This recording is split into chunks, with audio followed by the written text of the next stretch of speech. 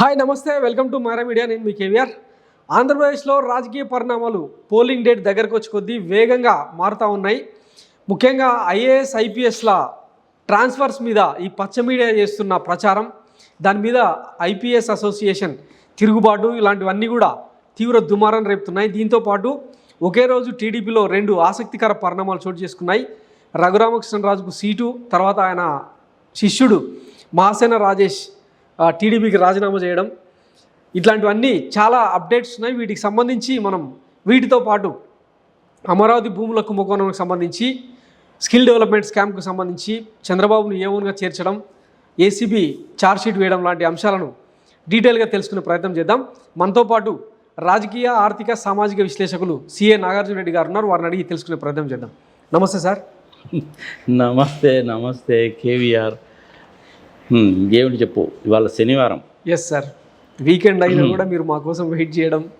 అంటే మన వాడు నిన్ననే వస్తాన్నాడు, కానీ ఎందుకో ఏదో సమ్ ప్రాబ్లం వచ్చి రాలేదు. సరే ఇవాళన్నా రావాయా బాబు, అవి చేద్దామని చెప్పాను. ఓకే సరే, ఇవాళ కూడా మన వాడు ఏం సామాన్యంగా వచ్చాడా, తొందరగా వచ్చేస్తానండి, 5 గంటలకు వచ్చేస్తానండి అని చెప్పి ఏదో బ్లడ్ డొనేషన్ కార్యక్రమానికి వెళ్ళి వచ్చాడు. ఒక మంచి కార్యక్రమే కదా. Yes sir. 96 వెయిట్ చేయించినందుకు క్షమించండి సార్.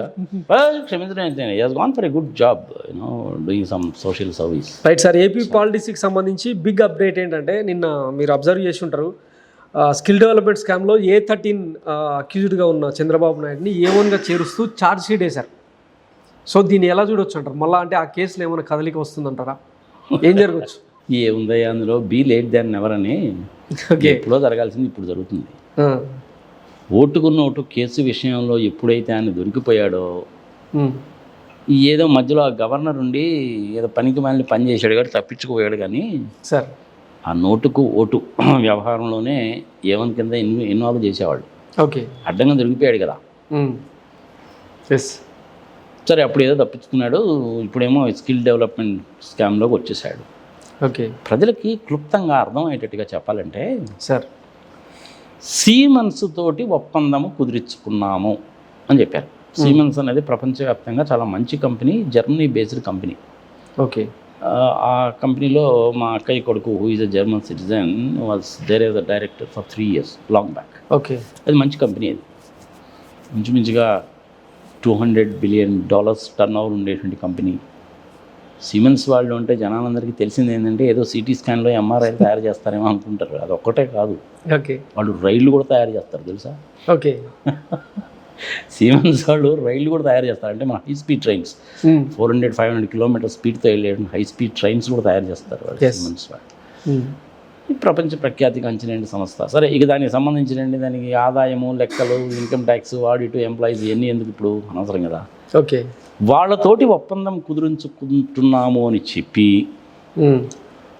ఏదో తూతుమాలుగా ఒప్పందం కుదిరించుకొని, ఓకే, డిజిటెక్ అనే కంపెనీకి డబ్బులు ట్రాన్స్ఫర్ చేశారు. ఇది ట్విస్ట్ అనమాట. ఇది యాక్చువల్గా ఓకే, ఆ సీమెన్స్ వాళ్ళకు కూడా నోటీస్ ఇస్తే, సీమెన్స్ కంపెనీకి సంబంధించినటువంటి ఒక జర్మన్ రిప్రజెంటేటివ్ ఏకంగా కోర్టుకు వచ్చి, మేము ఇలాంటి కార్యక్రమాలు ప్రపంచవ్యాప్తంగా చెయ్యము, మాకు ఎటువంటి సంబంధము లేదు అని చెప్పాడు. ఓకే, స్టేట్మెంట్ ఇచ్చేశాడు. సుప్రీంకోర్టుకి వెళ్తే వాళ్ళు ఏమన్నారంటే, ఇదే స్కిల్ డెవలప్మెంట్ కేసులో, ఓకే, కరప్షన్ చేసినటువంటి వ్యక్తిని వదిలేయాలా, మీరే చెప్పండి అని వాళ్ళే ప్రశ్నించారు. ఓకే, 409 17A అనేటువంటిది నాకు వర్తిస్తుంది. అసలు నన్ను ఎట్టా అరెస్ట్ చేస్తారని కదా. ఓకే, విజయవాడ ఏసీబీ కోర్టుకి సంబంధించినటువంటి ఆమె, చూశారులే బాబు, మేము ఇవన్నీ చాలా చూసాము, నువ్వు ముందు రాజమండ్రి సెంట్రల్ జైలుకు పదా అని పంపించేశారు. ఓకే, సరే, నార్మల్గా ఏంటంటే, మేము ఆయన ఇంకా ఫర్దర్గా విచారించాలండి, మాకు 10 రోజులు కావాలని అడుగుతారు. కాదులే 5 రోజులు తీసుకోండి అని ఇస్తుంటారు. ఇది మామూలే. అది కవిత కేసులో అయినా అయితే, ఈయన కేసులో అయినా, కేజ్రీవాల్ కేసులో అయినా అలాగే చేస్తుంటాం. ఓకే, దాని తర్వాత వీళ్ళు అసలు ఈ కేసే పనికి వాళ్ళని కేసు కొట్టి పారేయండి అని చెప్పి హైకోర్టుకి వెళ్ళారు. చూశారులే, మేము ఇట్లాంటివన్నీ చాలా చూసాము సార్ అని ఒక 38 పాయింట్లతోటి కూడినటువంటి 40 పేజీల జడ్జిమెంట్ ఇచ్చారు. ఓకే, క్వాష్ చేయడానికి కుదరలేదు, పోవా బాబు నువ్వు జైల్లోనే కూర్చో, అట్ ది మోస్ట్ తీసుకుంటే కనుక బెయిల్ ఇస్తారేమో నీకు, దానికోసం అప్లై చేసి. వీళ్ళు మొదటి నుంచి కూడా మాకు బెయిల్ కావాలని అడగలా, బెయిల్ కావాలని కనుక అడిగితే ఇచ్చేసేవాళ్ళు. ఓకే. వీళ్ళు అది అడగల. అసలు ఇది పనికిమాలిన కేసు కొట్టేయండి అన్నారు. పనికిమాలిన కేసా కాదా అనేటువంటిది నువ్వెట్లా చెప్తావు? కోర్టు చెప్పాలా. కోర్టు క్షుణ్ణంగా అన్నీ పరిశీలించి 4000 పేజీల డాక్యుమెంట్స్ చూసి రికార్డింగ్ క్లిప్స్ చూసి అన్నీ కూడాను క్షుణ్ణంగా పరిశీలించి ఏసీబీ కోర్టులో ఆమె ముందు ప్రవేశపెట్టారు. ఆమె రిమైండింగ్ పంపించింది. 52 రోజులు జైలు శిక్ష. అక్కడ మళ్ళీ దోమలు కొడుతున్నాయి, దోమతెర, నాకు కన్ను బాగలేదు, కడుపు నొప్పి వచ్చింది. ఇక TV5 సాంబశివరావు లాంటి వాళ్ళు గ్యాస్ ఛాంబర్లో వేసి చంపేద్దాం ఇట్లాంటి కథనాలన్నీ వచ్చినాయి. అది నువ్వు TV5 సాంబశివరావు ఏంది నాకు అర్థం కదా. TV5 సాంబశివరావు నాకు ఏం పెట్టాడు తెలుసా? ఒకసారి మెసేజ్, సార్ మీరు ఏం చదువుకున్నారండి అంటే నేను ఎంటెక్ చదువుకున్నానండి రీజనల్ ఇంజనీరింగ్ కాలేజ్ వరంగల్లో అని చెప్పాడు. రీజనల్ ఇంజనీరింగ్ కాలేజీలో వరంగల్లో అనేసి అంటే 2002 వరకు మాత్రమే దాన్ని రీజనల్ ఇంజనీరింగ్ కాలేజీ అనేవాళ్ళు. దాని తర్వాత అది నిట్టు కిందకు వచ్చేసింది. ఓకే. మనకి ఇంతకుముందు ఐపీఎస్గా ఉండి రిటైర్ అయిన సురేంద్ర బాబు కూడా ఆ కాలేజీ నుంచి వచ్చాడు. మా ఫ్యామిలీలో 10 మంది ఆ కాలేజీ నుంచి వచ్చారు. సీట్ రావడం అంత ఈజీ కాదు. ఈ సాంబశివరావు ఉన్నటువంటి తెలివితేటలకి ఆయనకి అందులో సీట్ ఎట్లా వస్తుంది? ఆ జీవీ రెడ్డి అని ఒక ఆయన ఉన్నాడు. ఆయన నేను చార్టర్డ్ అకౌంటెంట్ అని చెప్పుకొని తిరిగేవాడు. ఆ ఇన్స్టిట్యూట్ కంప్లైంట్ చేసి సంఘ సమాచారం చేస్తే కాళ్ళబేరానికి వచ్చి ఇంక నేను మీద అక్కడ చెప్పుకోలేండి అని మానేశాడు.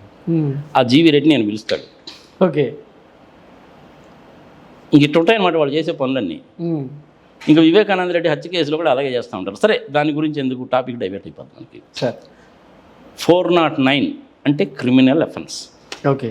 420 ఐపీసీలో సెక్షన్ 420 దొంగ. ఓకే. అట్నే 124B మిగిలిన సెక్షన్లు కూడా కొన్ని ఉంటాయి. ఓకే. వీళ్ళు ఏమంటున్నారంటే గవర్నర్ దగ్గర అప్రూవల్ తీసుకోకుండా అరెస్టు చేశారు కాబట్టి మాకు వర్తించదు, అలా చేయకూడదు అంటారు. ఓకే. చూశారులో పోని హైకోర్టులో కొట్టేశారు. సుప్రీంకోర్టుకి వెళ్ళారు. సుప్రీంకోర్టుకి వెళ్తే వాళ్ళ తరఫున వచ్చినటువంటి లోద్రా గారు ఒకసారి చీఫ్ జస్టిస్ని కలిసినప్పుడు ఏదా 17A సంగతి సమాచారం, దీని మీద ఆల్రెడీ ప్రశాంత్ భూషణ్ కూడా కేసు పెట్టాడు. ఆ కేసు కూడా ఉంది, హియరింగ్లో ఉంది. అది అసలు అది రాజ్యాంగ విరుద్ధం అని చెప్పి కేసు పెట్టాడు ఆయన. ఏదైనా అవసరం బెయిల్ కోసమే కదా మీ తాపత్రయము, బెయిల్కి అప్లై చేసుకుంటూ వచ్చేస్తుంది కదా, ఏంటి దీనికోసం వచ్చేసి ఎమర్జెన్సీ బేసిస్ మీద టేకప్ చేయండి, అదండి ఇదండి నేను చేయటం అంటామేందండి. డైరెక్ట్గానో ఇండైరెక్ట్గానో హింట్ ఇచ్చాడు చంద్రచూడ్. ఓకే. అయినా కానీ వీళ్ళు వినలా. కాదు, కడిగిన ముత్యం అన్నారు. కడిగిన ముత్యంలో బయటికి తేవాలని తాపత్రయం. కడిగిన ముత్యం లేదు, పాడు పచ్చిబద్ది లేదు. అసలు ముత్యాన్ని ఎవడన్నా కొనుక్కుంటాడా? కడుక్కుంటారా? నాకు అర్థం కాదు. దాన్ని సరఫ్లో వేసి టైట్లో వేసాను, లేకపోతేనేమో ఫినాయిల్లోనో దాంట్లోనో దీంట్లోనో పెట్టి కడుగుతారా? అయింది. ముత్యం అంటే ముత్యమే, అంతే. ఏదో కడిగిన ముత్యం లాగానే సామెత, లైట్గా తీసుకో. ఓకే. అది ఇదేం కాదు. ఆయన నిజంగానే ఒక రకంగా చెప్పాలంటే ముత్యం లాగానే ఉంటాడు. చూసాం కదా గడ్డము సంగతి సమాచారం ఎలా ఉంటాడు. ఓకే. బయటికి రావడానికి రీజనబుల్ కారణము చెప్పలేక చివరికి ఆయనకున్న రోగాలని బయట పెట్టుకున్నాడు. అంటే ఆయన బయట పెట్టుకున్నాడు. ఓకే. ఇవన్నీ కాదన్నట్టు వల్లభనేని వంశీ ఇంకో సీక్రెట్ కూడా చెప్పాడు జనానికి. ఆయన గుండెలో హోల్ ఉందండి, అందుకని చెప్పి అప్పుడప్పుడు అమెరికా వెళ్ళి దాని సంగతి చేసుకొని వస్తూ ఉంటాడు. దాని మూలకంగా ఆయనకి మైండ్ అప్పుడప్పుడు పాడవుతూ ఉంటుంది, మర్చిపోతూ ఉంటాడు, అల్జైమర్స్ కూడా ఉందండి అని ఆయన చెప్పిందాక జనాలకు ఎవరికి తెలియదు. ఓకే. సరే, ఏదో రోగాలను అడ్డం పెట్టుకున్నారు, బయటకు వచ్చారు. హెల్త్ రీజన్స్ కాబట్టి ఎవరికైనా ఇస్తారు. అది కంటి చూపు కానీ ఇంకోటి కానీ ఎవరికైనా ఇస్తారు, తప్పులేదు అందులో, ఇవ్వాలి కూడా. 52 రోజులు ఉన్నాడు, బయటకు వచ్చాడు. సార్ మళ్ళీ సుప్రీంకోర్టుకి వెళ్తే కూడా మళ్ళీ అదే 17A అంటారు. అక్కడ జడ్జిలు ఏమడిగారంటే, గవర్నర్ గారి పర్మిషన్ తీసుకోకుండా అరెస్టు చేశారని కదా మీరు అంటున్నారు అని. ఇద్దరు జడ్జిల్లో ఒక ఆమెమో నీకు దీని కింద ఎగ్జామ్షన్ లేదు పో అన్నది. ఇంకొక ఆయనేమో గవర్నర్ గారు అప్రూవల్ లేదని కదా మీరు అంటున్నారు, ఎప్పటికైనా తీసుకోవచ్చు అని ఆయనే ఇంటిచ్చాడు. ఓకే. ఇంకా కేసు పోయింది అక్కడే. ఓకే. ఇప్పుడు అది ఏమైంది, ఇద్దరు జడ్జిలు రకరకాలుగా అభిప్రాయాలు చెప్పారు కాబట్టి అది ఇప్పుడు చంద్రచూడ్ గారి నేతృత్వంలో ఉండేటువంటి 3 సభ్యులకు వెళ్ళింది. ఓకే. అది ఇప్పటిది వెళ్దాం. దీనికి ప్రశాంత్ భూషణ్ గారు పెట్టినటువంటి కేసు కూడా ఒకటి ఉంది. అది ఇప్పుడు 2001లోనే పెట్టాడు ఆయన. అసలు ఇది రాజ్యాంగ విరుద్ధమో 17A అని. ఓకే. దీన్ని రెండింటిని కూడా ట్యాగ్ చేసి విచారిస్తారు. జడ్జిమెంట్ ఇప్పట్లో రాదు. ఓకే. ఇది ప్రజలు తెలుసుకోవాలి. అసలు 17A ఏంటి? అవినీతి పరులని రక్షించడానికి కోసం పెట్టినటువంటి సెక్షన్ కాదు అది. ఓకే. చంద్రబాబు నాయుడు లాంటి వాళ్ళని రక్షించడానికి పెట్టిన సెక్షన్ కాదు.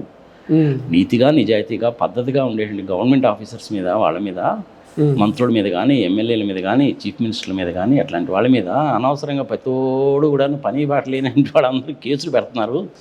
వాళ్ళని పని చేసుకొని కూడా వాడు కోట్ల చుట్టూ తిరగడం సరిపోతుంది టైం అంతా అన్న ఉద్దేశంతో ఓకే వాళ్ళని రక్షణ కల్పించడానికి కోసము, వాళ్ళ విధులను వాళ్ళు చేయడానికి కోసము టైం ఇవ్వడం కోసం అని చెప్పి ఆ సెక్షన్ పెట్టారు. ఓకే. కానీ దాన్ని ఈ చంద్రబాబు నాయుడు లాంటి వాళ్ళు ఏంటంటే దుర్వినియోగం చేయడం మొదలుపెట్టారు. మరి ఇంకటంటే మరి ఆ సెక్షన్ కొట్టేస్తారా ఉంచుతారా అన్నది మనకు తెలియదు. ఓకే. ఇంతకుముందు 498A అని చెప్పి 2 సెక్షన్లు ఉండేవి మీకు. అవును సార్. గృహహింస, అహింస, ఇహింస అని. దాని కింద ఏంటి, పాపం ఆడవాళ్ళకి రక్షణ కల్పించడానికి అని ఆ సెక్షన్లు పెడితే ఈ కొంతమంది ఆడవాళ్ళు ఏం చేశారంటే అత్త మీద, మామ మీద, ఆడబిడ్డ మీద, వాళ్ళ మొగుళ్ళ మీద, అందరి మీద కేసులు పెట్టడం మొదలు పెట్టారు. వాళ్ళకి సహకరించిన వాళ్ళ మీద. ఏంది నాన్ బెయిలబుల్ అరెస్ట్ వారెంట్ కదా అది. అవును. సుప్రీంకోర్టు వాళ్ళు చూశారు మొత్తం. చూసిన తర్వాత వాళ్ళు ఏం తేల్చారంటే 2% అంటే 100కి 2 కేసులు మాత్రమే ఇది నిజమైనటువంటి కేసులు, మిగిలిన 98 కేసులు అనేది పనికి మాలిన కేసులు అని చెప్పి తీసి పక్కన పెట్టి నాన్ బెయిలబుల్ అరెస్ట్ వారెంట్ లాంటివి చేయొద్దు, పిలవండి, కౌన్సిలింగ్ ఇవ్వండి, ఇద్దరిని పిలవండి, మాట్లాడండి, కౌన్సిలింగ్ ఇవ్వండి, అప్పుడు మీరు అరెస్ట్ వారెంట్ అనేటువంటిది ఇష్యూ చేయండి, అరెస్ట్ చేయండి అని చెప్పారు. ఓకే. ఇప్పుడు ఈ 17A కూడా నుంచి మించి కట్టాలి. ప్రజలకు తెలియాలి కాబట్టి 498 చెప్తున్నా. ఓకే. ఆ 498 అని 498A దానికోసం సపరేట్గా కొన్ని ఆర్గనైజేషన్లు పెట్టారు స్వామి. ఇబ్బంది పడ్డ మగపిల్లలు చాలామంది. ఇప్పుడు అవన్నీ పోయినాయి. భార్యాబాధితుల సంఘం. భార్యాబాధితుల సంఘం అన్నమాట. ఇప్పుడు ఇది పోయింది. ఓకే. ఈ 17A కూడా అలాంటిదే. ఓకే. ఒక మంచి సిన్సియర్ IAS ఆఫీసర్ ఉన్నాడు. Okay. Principal secretary, chief secretary ర్యాంక్లో ఉన్నాడు.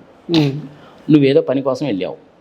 నువ్వు వెళ్ళినటువంటి పని అనేటువంటిది చట్టాలకు విరుద్ధమైనటువంటి పని, అవినీతిని ప్రోత్సహించేటువంటి పని, ఓకే, మైనింగ్లో అన్యాయాలు చేసేటువంటి పని. 2 ఎకరాలు ఫారెస్ట్ కొడతానని చెప్పి తీసుకుని 2.5 ఎకరాలు కొట్టేసినటువంటి కాంట్రాక్టర్ ఎవడన్నా ఉంటే వాడి మీద చీఫ్ సెక్రటరీ యాక్షన్ తీసుకోవాలి అంటే తీసుకోవచ్చు. ఓకే. ఇలాంటి వాళ్ళని, నీతిగా నిజాయితీగా ఉండేటువంటి వాళ్ళని రక్షించడానికి పెట్టినటువంటి సెక్షన్. ఓకే. దాన్ని ఇప్పుడు చంద్రబాబు నాయుడు వైలేట్ చేస్తేట 371 కోట్లు క్లియర్గా తెలిసింది. అవును. సీమెన్స్ వాడు మాకు ఎటువంటి సంబంధం లేదు, మేము ఇలాంటి పనులు చేయమని చెప్పి కోర్టుకు పిలిపించి అడిగితే చెప్పి స్టేట్మెంట్ రికార్డెడ్. ఓకే. 27 కోట్ల రూపాయలు తెలుగుదేశం పార్టీకి ఫండింగ్ వెళ్ళిపోయిందన్న సంగతి కూడా డాక్యుమెంటరీ ఎవిడెన్సెస్ సహా ప్రూవ్డ్. ఓకే. అవునా? Yes sir. చాలామంది సాక్షులను విచారిస్తే తేలినటువంటి వ్యవహారం అది. ఫీల్డ్ లెవెల్కి వెళ్ళి చూస్తే అక్కడ స్టాక్ రిజిస్టర్స్ అవి వెరిఫై చేస్తే సప్లై చేసినటువంటి, వాడినటువంటి, మిగిలినటువంటి వాటి టాలీ కావట్లా. ఓకే. సప్లై చేయడానికంటే ముందే డబ్బులు ఇచ్చేశారు. దానికోసం అని చెప్పి చాలా కంపెనీలు లోడ్ చేశారు. కంపెనీ A నుంచి Bకి పోయి, B నుంచి Cకి పోయి, C నుంచి Dకి పోయి, D నుంచి Aకి పోయి, మళ్ళీ అది తిరిగి ఇటు వచ్చి దాన్ని అంతా చేశారు. మొత్తాన్ని థరోగానే ఎంక్వైరీ చేశారు. ఇంతకుముందు 16, 17 కింద ఉన్నటువంటి A1 ఆయన్ని ఇప్పుడు A1 కింద తీసుకొచ్చారు.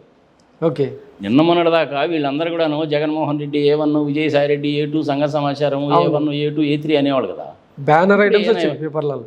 మరి అవినీతి జరిగిన మాట వాస్తవము. ఓకే. సీమెన్స్ చెప్పినటువంటిది 100% కరెక్ట్. వాడికి దేశంతో సంబంధం లేదు. ఆ సీమెన్స్ ఎగ్జిక్యూటివ్ జర్మనీ నుంచి వచ్చి చెప్పిపోయాడు. డాక్యుమెంటరీ ఎవిడెన్సెస్ ఉన్నాయి. ఇంకేం కావాలి నీకు అంతకంటే? ఓకే. చంద్రబాబు నాయుడికి దీనికి సంబంధించిన విషయంలో జైలు శిక్ష అనేటువంటిది తప్పదు. కానీ ఇప్పట్లో అది డిసైడ్ కాదు. అక్రమాలు చేసినటువంటి మాట వాస్తవం. ఓకే. Clearly evident. ఇంకా విచిత్రం ఏంటో తెలిసిన సార్, ఆ పొన్నవాళ్ళు సుధాకర్ రెడ్డిని ఆయన ఈ కేసును గురించి వాదించింది.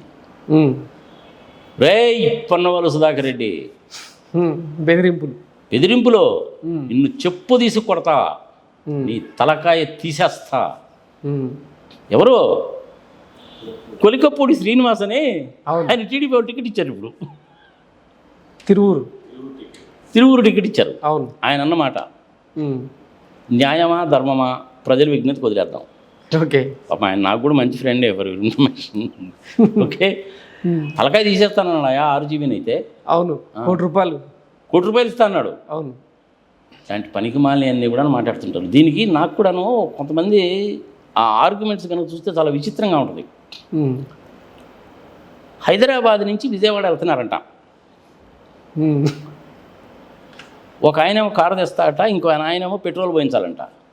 ఎగ్జాంపుల్ కింద తీసుకున్నారన్నమాట వాళ్ళు. అదే ఎగ్జాంపుల్ నేను నీకు చెప్తున్నాను, యాక్చువల్గా విన్నాను కాబట్టి. ఓకే, నువ్వు కారు తీసుకురా, నేను పెట్రోల్ పోయిస్తాను, ఇద్దరం కలిసి విజయవాడ వెళ్ళి పని చూసుకొని వద్దాం అన్నాడట. సరేనన్నారంట వాళ్ళు. దానికి వీళ్ళు ఆర్గ్యుమెంట్ ఎట్లా చెప్తారంటే, సీమెన్స్ వాడు సాఫ్ట్వేర్ ఇస్తేనే కదా పనిచేసేది అంటారు. అసలు సీమెన్స్ వాడు సాఫ్ట్వేరే తయారు చేయరు. వాళ్ళకి సాఫ్ట్వేర్ కంపెనీ ఉంది, ఓకే, కానీ వాళ్ళు తయారు చేసేటువంటి సిటీ స్కాన్స్కి, ఎంఆర్ఐస్కి, మిగిలిన ఎలక్ట్రానిక్ మెడికల్ ఎక్విప్మెంట్కి, ప్లస్ వాళ్ళ సీమెన్స్ వాళ్ళ ట్రైన్స్లోకి ఆ సాఫ్ట్వేర్ని ఉపయోగిస్తారు. ఓకే, ఆ సాఫ్ట్వేర్ అనేటువంటిది ఇండస్ట్రియల్ సాఫ్ట్వేర్ అనమాట. ఆటోమేషన్లో ఉపయోగిస్తారు, ఇండస్ట్రియల్ ఆటోమేషన్. అంతేగాని మన ఈ స్కిల్ డెవలప్మెంట్ సెంటర్స్లో ఉండేటువంటి మోటార్లను రిపేర్ చేయడానికి, ఎలక్ట్రీషియన్స్కి, ఇట్లాంటి వాటికి ఇయ్యరు. ఆ సాఫ్ట్వేర్ అసలు పని చేస్తుంది, దానికి సంబంధమే లేదు. ఓకే, సో ఈ విజయవాడ పెట్రోల్ వ్యవహారం ఏంటంటే, ఆయన కారు తీసుకొస్తాడట, ఈడేమో పెట్రోల్ పోయించాలట. ఇద్దరు కలిసి పోతున్నారట, మధ్యలో పెట్రోల్ కొట్టించుకోవాలట. పెట్రోల్ ఎవరు కొట్టించాలి? ఒకడు కొట్టిస్తా అన్నాడు. వాళ్ళు ఎగ్జాంపుల్ చెప్తారనమాట. అది ఓకే, సీమెన్స్ వాడు ఎక్విప్మెంట్ సప్లై చేసి సాఫ్ట్వేర్ ఇస్తేనే కదా ట్యాబ్స్లో లోడ్ చేసి ఇస్తారు. ఉత్త ట్యాబులు పిల్లలు ఏం చేసుకుంటారు? దిక్కుమాలిన ఎగ్జాంపుల్ అది. ట్యాబులు పిల్లలకి ఇచ్చేటప్పుడు ఫుల్లీ లోడెడ్ సాఫ్ట్వేర్తో సహా కలిపినటువంటి ట్యాబ్ ఇవ్వాలంటారు. అది కండిషన్. అవును, ఆ చిన్న కండిషన్ కూడా ఈ టీవీ డిబేట్స్లోకి వచ్చే వాళ్ళకి తెలియదు. వాడు ఇంటి దగ్గర నుంచి బయలుదేరి వచ్చేటప్పుడే ఫుల్గా పెట్రోల్ పోయించుకొని, డీజిల్ పోయించుకొని వస్తే యువతలో డబ్బులు ఇస్తాడుగా, ఇవ్వాలిగా. వాడు ఇంటి దగ్గర నుంచి తీసుకొచ్చి వీడు కళ్ళ ముందు పెట్రోల్ కొట్టిస్తేనే డబ్బులు ఇస్తాడట. అది వాడు చెప్పిన దిక్కుమాలిన ఎగ్జాంపుల్. ఏమన్నా అర్థం అవుతాయా దానికి? ఓకే, అన్నీ ఇలాంటి పనికిమాలిన ఎగ్జాంపుల్స్ అని చెప్తుంటారు అన్నమాట. వీళ్ళు సామాజిక ఉద్యమకారులు. టీవీలో వెరీ క్లియర్. 17A కింద చంద్రబాబు నాయుడికి ఎగ్జంప్షన్ రాదు. ఓకే, 409 కింద, 420 కింద, 120B రెడ్ విత్ సోన్సో సెక్షన్ కింద ఆయనకి శిక్ష తప్పదు. ఓకే, అది ఏమవుతుంది? 7 years నుంచి 10 years వరకు వాళ్ళ బాధ అది. అందుకని అసలు కేసే కొట్టేయమన్నారు. ఈ మొత్తం టోటల్ వ్యవహారంలో పాపం లోతురా, పాపం మంచి అడ్వకేట్ అతను పరువు తీశారనమాట. పాపం ఇప్పుడు అతను అనవసరంగా భ్రష్టు పట్టిపోయాడు. వీళ్ళు చేసిన మాదరి చేతి పనికి అతను భ్రష్టు పట్టిపోయాడు. ఓకే, ఆ జడ్జిమెంట్ ఇచ్చినంటే ఆ ఉమెన్ ఉంది కదా, లేడీ హిమబిందు, సార్, అది ఆమె మీద అయితే మరి అన్యాయమైన ట్రోల్స్ పెట్టారు స్వామి. అవును, మరీ దారుణం కదా అది. బండబూతులు తిడుతూ పెట్టారు మరి. అందుకని నీకు వ్యతిరేకంగా జడ్జిమెంట్ వస్తే నువ్వు అమనాబూతులు తిడతావు, నీకు అనుకూలంగా జడ్జిమెంట్ వస్తే అవతలని తిడతావు. నీకు తిట్టడం అనేది కామన్ అయిపోయింది. ఓకే, అది ఎట్లా కుదురుతుంది అది?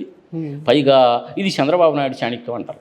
అవును, యాక్చువల్గా 17A సెక్షన్లో కూడాను సబ్సెక్షన్ 1, 2, 3 అని చెప్పి రాసి కింద ప్రొవిజర్ 1, ప్రొవిజర్ 2 ఇచ్చారు. ఆ సెక్షన్ అంతా కలిపి మొత్తం కలిపి 1/2 పేజీ లేదు.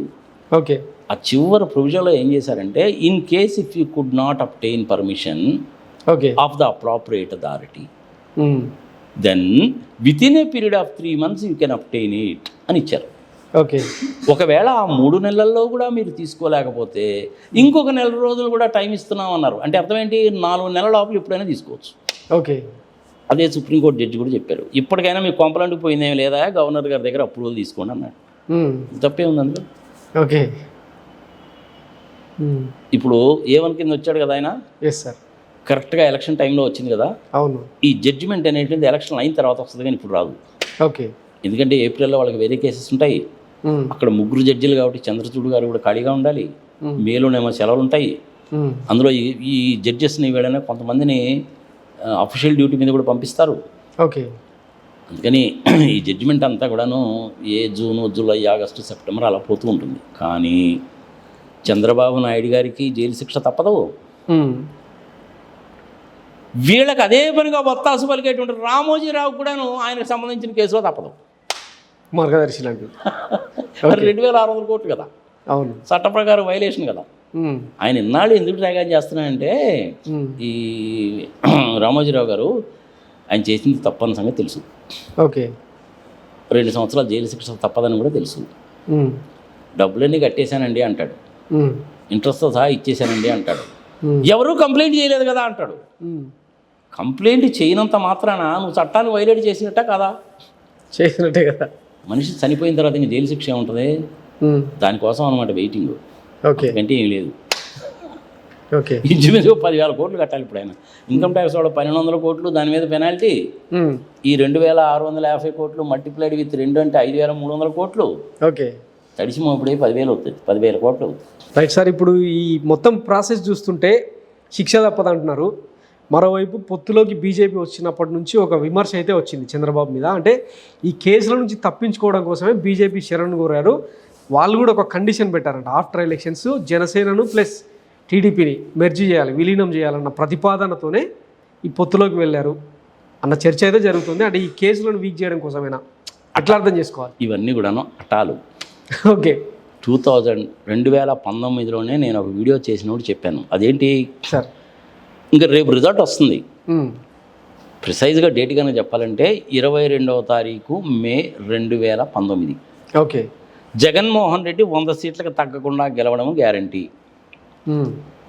తెలుగుదేశం పార్టీ అనేటువంటిది క్లోజ్. ఓకే, సరే క్లోజ్ కాలేదు, ఏదో కింద మీద పడుతున్నారు. 23 వచ్చినాయి, వాళ్ళు తిప్పలేదో వాడు పడుతున్నారు. చంద్రబాబు నాయుడు ఎప్పుడు కూడాను ఒక్కడిగా గెలవలేదు. ప్రతిసారి ఎవరితో ఒకరితోటి కలవాల్సిందే. 4 జాకీలు పెట్టలేదు.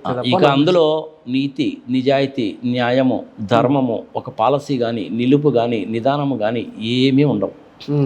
నేను అధికారంలో ఉండాలి, నా తర్వాత నా కొడుకు రావాలి. ఓకే, పార్టీలో ఉండేటువంటి వాళ్ళు సంకనాగిపోయినా నాకు సంబంధం లేదు, రాష్ట్రం సంకనాగిపోయినా నాకు సంబంధం లేదు, దేశం ఎట్టపోయింది నాకు అసలు సంబంధం లేదు. నేను క్షేమంగా ఉండాలి, దానికి నేను ఏ పనైనా చేస్తాను. ఓకే, కాంగ్రెస్ వాళ్ళ కాళ్ళు గడ్డాలు పట్టుకుంటాను, సిపిఎం వాళ్ళతో కలుస్తాను, బీజేపీ వాళ్ళతో కలుస్తాను, మళ్ళీ వాళ్ళ నమ్మనాభూతులు తిడతాను. మమతా బెనర్జీ దగ్గరికి వెళ్ళి అడుగుతాను. ఆ మమతా బెనర్జీ దగ్గరికి వెళ్తే ఆమె పెగాసిస్ సాఫ్ట్వేర్ కొందామని చెప్పి అనుకుంటున్నాడండి చంద్రబాబు నాయుడు గారు, మీరు వెళ్ళి ఆయన అడగండి అని చెప్పి ఆమె పంపించింది. ఓకే, అసెంబ్లీలో చెప్పింది ఆ సంగతి. మోడీ గారిని ఏమో టెర్రరిస్ట్ అని తిడితివి, ఇప్పుడేమో మళ్ళీ ఆయనతో కలిసివి. 2004లోనేమో మీ మూలకంగానే మేము ఓడిపోయాము, మా కర్మిట్ట కాలింది, జన్మలో ఇంక మీతో కలిసే పని లేదని చెప్పి నువ్వే చెప్తివి. 27వ తారీఖు ఆగస్టు 2003 మోడీ గారు హైదరాబాద్కి ఎలక్షన్ ప్రచారం కోసం వస్తున్నప్పుడు ముఖ్యమంత్రి స్థాయిలో ఉన్న మనిషి అన్నటువంటి ఇంగిత జ్ఞానము, కామన్ సెన్స్ కూడా లేకుండా నిన్ను అరెస్ట్ చేస్తానంటివి. 2018లోనేమో మళ్ళీ జంతర్ మంతర్లు నల్ల డ్రెస్ చేసుకొని పిడితివి. ఊరుకునోడు ఊరుకోకుండా మోడీనేమో టెర్రరిస్ట్ అంటివి, ఆయన భార్యనేమో మధ్యలోకి తీసుకొస్తవి. అవును, నీ భార్యని గురించి ఏదో అసెంబ్లీలో ఒక మాట అన్నాడు కదా అని బోరుని ఏడుపు లంఘించుకుంటువి. ఏందంటావు చెప్పిదంతా? ఓకే, నువ్వు గెలిచినప్పుడేమో ఈవీఎంలు బ్రహ్మాండంగా పనిచేస్తాయి అంటావు, నువ్వు ఓడిపోతేనేమో ఈవీఎంలు పనిచేయట్లేదు సరిగా అంటావు. ఒక మాట మీద నిలకడ ఉండదు. ఓకే, పవన్ కళ్యాణ్ కూడాను అదే బాపతి, ఆయన కూడా అంతే. చంద్రబాబు నాయుడు ఏం చేస్తాడంటే ఆయన నోట్లో తిట్టాలని ఉంటుంది, అది మరి నేనంటే బాగుండదని అనుకుంటాడో ఏమో తెలియదు కానీ అవన్నీ కూడా పవన్ కళ్యాణ్ చేత అనిపిస్తుంటాడు. వీళ్ళిద్దరి మధ్యలో లోకేష్ బాబు వచ్చి ప్రశాంతి అత్త లాంటిది ఏదో అంటుంటాడు. మొన్న ఎక్కడో మీటింగ్లో చూసాను, ఆయన అంటున్నాడు, ఆయన లోకేష్ బాబు సార్, మేము అధికారంలోకి కనుక వస్తే మేము చెప్పిన వాళ్ళకే రేషను, అవును, మేము చెప్పిన వాళ్ళకే ఆధార్ కార్డు, మేము చెప్పిన వాళ్ళకే ఓటర్ కార్డు, మా కార్పొరేటర్లు మా వార్డు మెంబర్లే మీకు ఇవ్వాల్సి ఉంటుంది. ఈయనేమో ఇట చెప్తాడు, వాళ్ళ నాన్నగారేమో అంటే చంద్రబాబు నాయుడు గారు వాలంటరీ వ్యవస్థని మేము కంటిన్యూ చేస్తాము, 50 ఏళ్ళకు బదులు 30 ఏళ్ళకు ఒకటి పెడతాము, 50,000 రూపాయల జీతం ఇస్తామంటాడు ఆయన. ఇప్పుడు దాకా ఇచ్చినండి 5,000 గవర్నమెంట్ జీతాలు, పెన్షన్లు అన్నీ కలిపితే తడిసి మోపిడి అవుతున్నాయని 10 లక్షల కోట్లు అప్పైందని చెప్పి మీరే ప్రచారం చేస్తారు. మరి నువ్వు ఇప్పుడు ఈ పని చేస్తే కనుక అది ఇంకెన్ని లక్షల కోట్లు అప్పు కావాలా? కామన్ సెన్స్ ఉండాలిగా. దానికి ఆయన ఆర్థిక నిపుణుడు కదా సార్, చాణక్యుడు, సంపద సృష్టికర్త. అవన్నీ ఒకప్పుడు మ్యాజిక్ చేస్తాడు, ఇప్పుడు కాదు అవన్నీ. మ్యాజిక్ పాడా పచ్చిపద్దలు ఏంది ఆయన చేసే మ్యాజిక్? అదిగో అమరావతిలో చేసి చూపించాడుగా మ్యాజిక్ ఏందో, ఘటన తగలడుతుంది. మ్యాజిక్ లేదు, పాడలేదు. సంపదను సృష్టించాలి అనేసి అంటే ఖర్చు తగ్గించుకుంటే కొంత మిగులుతుంది. ఓకే, మంచి రోడ్లు కనుక వేస్తే 4-5 సంవత్సరాల దాకా చెక్కు చెదరకుండా ఉంటాయి కాబట్టి ఖర్చు తగ్గుతుంది. ఓకే, పోలవరం లాంటి డ్యామ్ని విత్ ఇన్ ద టైంలో కనుక పూర్తి కనుక చేస్తే ఖర్చు తగ్గుతుంది. పరిశ్రమలు కనుక వస్తే ట్యాక్సెస్ కూడా వస్తాయి కాబట్టి డెవలప్మెంట్ అనేటువంటిది ఉంటుంది. చంద్రబాబు నాయుడు హయాంలో ఎన్ని ఇండస్ట్రీస్ వచ్చినాయి చెప్పాయి? నిన్న కాక మొన్న ఇప్పుడు ఒక రోజు సెంట్రల్ గవర్నమెంట్ వాళ్ళు పబ్లిష్ చేశారు సార్, 1,00,000 ఇండస్ట్రీస్ వచ్చినాయండి ఆంధ్రప్రదేశ్లో 2019 నుంచి 24 వరకు. ఓకే, 16 లక్షల ఉద్యోగాలు వచ్చినాయని చెప్పి వాళ్ళే ప్రకటించారు. నేను చెప్పాను కాదు ఇది. అవునవును సార్. మన కళ్ళతోడు చూస్తే కూడా పెద్ద పెద్ద ఇండస్ట్రీస్ వచ్చినాయి కనపడుతూనే ఉన్నాయి కదా. ఇప్పుడు కడపలో స్టీల్ ఫ్యాక్టరీ ఉంది. సెంట్రల్ గవర్నమెంట్ వాళ్ళు టెక్నో ఎకానమిక్ ఫీజిబిలిటీ చేసాము, వైబిలిటీ కాదని చెప్పి వదిలేశారు, తప్పించుకున్నారు వాళ్ళు వదిలే. స్టేట్ గవర్నమెంట్ వాళ్ళు జేఎస్డబ్ల్యూ వాళ్ళని కలిసి చేస్తున్నారు. కనీసం ఒక 50,000 మందికి ఉద్యోగాలు వస్తాయి. చుట్టుపక్కల చాలా ఇండస్ట్రియల్ యాక్టివిటీ అనేది వస్తుంది.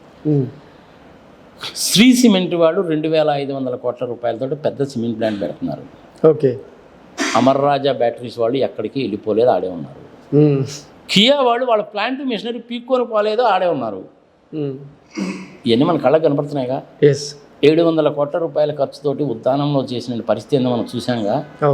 15 మెడికల్ కాలేజీలు చూసాంగా. ఇదంతా అభివృద్ధి కాదా? అరాచకం ఉంటున్నారుగా. అరాచకం ఎట్టయిందా? నీ కళ్ళకు ఎదురుగా అభివృద్ధి కనపడితే అరాచకం అట్టయింది. నువ్వు సరే ఏ బుర్ర తక్కువ ఉండడానికి లేదో అంటుంటారు, వదిలే సంగతి సమాచారం. కానీ వాళ్ళు ఇలాగే అంటుంటారు, దాని గురించి ఏం పట్టించుకోవాల్సిన పని లేదు. 17A జైలు శిక్ష తప్పదు. ఆయనకైనా అంటే మన రామోజీరావు గారికైనా జైలు శిక్ష తప్పదు, విలీనం కూడా తప్పదు. విలీనము అనేటువంటిది ఇప్పుడు ఏదో ఇంక మరీ మొహమాటానికి పోతే ఇంక బాగుండదు కదా అని ఉద్దేశంతో వాళ్ళు ఏదో పాపం కలిశారు. కానీ వాళ్ళకి అసలు కలవడం అనేది ఇష్టం లేదు. మనం కూడా చాలాసార్లు చెప్తాం. అవునవును సార్. ఇప్పుడు ఆ విలీనం అనేటువంటిది కూడాను బీజేపీ వాళ్ళు ఒప్పుకోరు. ఓకే, ఈసారి ఇంకోటి ఏం జరుగుతుంది తెలిసిన సార్, వైఎస్ఆర్సీపీ వాళ్ళు ఎవరితోటి కలవడం లేదు. 2014లో అడిగినా కానీ జగన్మోహన్ రెడ్డి ఒప్పుకోలేదు. ఓకే, 2019లో మళ్ళీ అడిగారు, ఒప్పుకోలేదు. ఓకే, ఈసారి కూడా అడిగారా లేదా అన్న సంగతి మనకి తెలియదు. కానీ ఈసారి ఏమి జరగవచ్చు అని నేను అనుకుంటున్నానంటే సార్, వైఎస్ఆర్సీపీ వాళ్ళతోటి నీకు కూడాను తీసుకొని 1 2 మంత్రి పదవులు ఇచ్చినా కానీ మనం ఆశ్చర్యపడాల్సి ఉంటుంది. ఓకే, అంటే గవర్నమెంట్లో కలిసిపోయి చంద్రబాబు నాయుడు పవన్ కళ్యాణ్ వీళ్ళు గెలిచేది లేదు, సచ్చేది లేదు. చేసిన దిక్కుమాలిన పనులన్నీ అట్లాంటి. అసలు వాలంటీర్ వ్యవస్థ బ్రహ్మాండంగా పనిచేస్తూ ఉంటే దాని గురించి చేసి అనవసరంగా తేనె తుట్టని కదిలించి పోయి తన్నించుకున్నంత పని అయింది. అవును, ఆయన పవన్ కళ్యాణ్ చూద్దామంటే ఎప్పుడు ఏం మాట్లాడతాడో తెలియదు, ఎప్పుడు ఎక్కడ ఉంటాడో తెలియదు. అవును, అన్ని పచ్చి అబద్ధాలు చెప్తుంటాడు, దిక్కుమాలిన లెక్కలు చెప్తాడు. రోజుకు 2 కోట్ల రూపాయల ఆదాయం వదులుకొని నేను రాజకీయంలోకి వచ్చాను అంటాడు. ఆయన ఇన్కమ్ ట్యాక్స్ రిటర్న్స్ చూస్తేనేమో అంత లేదు. ఓకే, మీరు ఓట్లు వేయలేదు కాబట్టి నేను సీఎం కాలేదు, మీరు ఓట్లు వేస్తే నేను సీఎం అవుతాను, నేను సీఎం ఎట్ అవుతానని చెప్పి నువ్వే అంటావు. ఒక మాట మీద నిలకడ ఉండదు. చంద్రబాబు నాయుడికి అంతే, ఈయనకి పవన్ కళ్యాణ్కి అంతే. బీజేపీ వాళ్ళు ఏంటంటే ఇంతకుముందు ఢిల్లీలో కూర్చొని తమాషా చూసేవాళ్ళు. అదే పనిగా ఈ పవన్ కళ్యాణ్ నా పరువు పోతుందండి, ప్రజలు నన్ను తిడతారండి, నా మీద చెప్పులు వేస్తారండి, నేనేం చెప్పుకోవాలో తెలియట్లేదండి sir sir sir sir Amit Shah garu కనీసం ఒక్కసారికి ఒప్పుకోండి సార్, ఒక్కసారికి ఒప్పుకోండి సార్ అండి. సరే నీ సాంగ్ సౌరవ్ బాబుని ఒప్పుకున్నారు అంతే.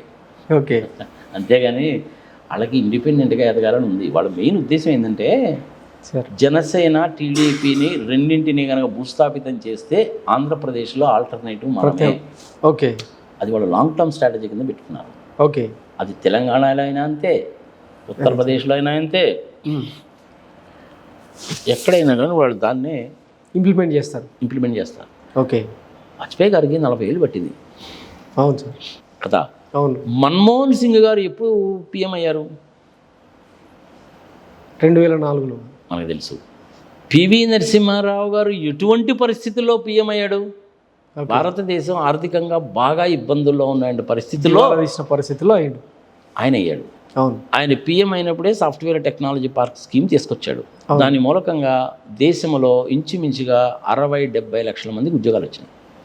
ఓకే, ప్రపంచంలో ఎక్కడికి పోయినా నీకు ఇండియా నుంచి వచ్చినటువంటి సాఫ్ట్వేర్ ఇంజనీర్ కనపడతాడు. అవును, కానీ చంద్రబాబు నాయుడు ఎంత తప్పుడు ప్రచారాలు చేస్తాడో తెలుసా? ఇదంతా నేనే చేశానంటాడు, సెల్ ఫోన్ నేనే కనిపెట్టానంటాడు, సత్యానాథన్ కంప్యూటర్ నేర్చుకోవా బాబు నేనే చెప్పానంటాడు, ఇంక అన్నీ ఈయనే చెప్తాడు. ఓకే, నీలాంటి తప్పుడు ప్రచారాలు చేస్తుంటారు, ప్రజలు కూడా నమ్మడం మానేశారు, వదిలే వచ్చినారు. కానీ ఓకే, వాళ్ళు గెలిచేది లేదు, సచ్చేది లేదు, ఎందుకు చెప్పి బాధ. మరి ఇప్పుడు ఆయన ఏమని కింద ఎందుకు జాయిన్ చేశారు అనేసి అంటే ఛార్జ్ షీట్ ఫైల్ చేశారు కాబట్టి. ఇంకేనని చెప్పింది బీ లేట్ దాన్ని ఎవరని. ఓకే, ఇప్పటికైనా చేశారు. ఎందుకంటే ఇలాంటి వాళ్ళ మీద కేసులు పెట్టేటప్పుడు ఏమని కింద చేర్చేటప్పుడు పక్కా డాక్యుమెంటేషన్ ఉండాలా, ఏదో అడ్డగోలుగా చేస్తే కుదరదు.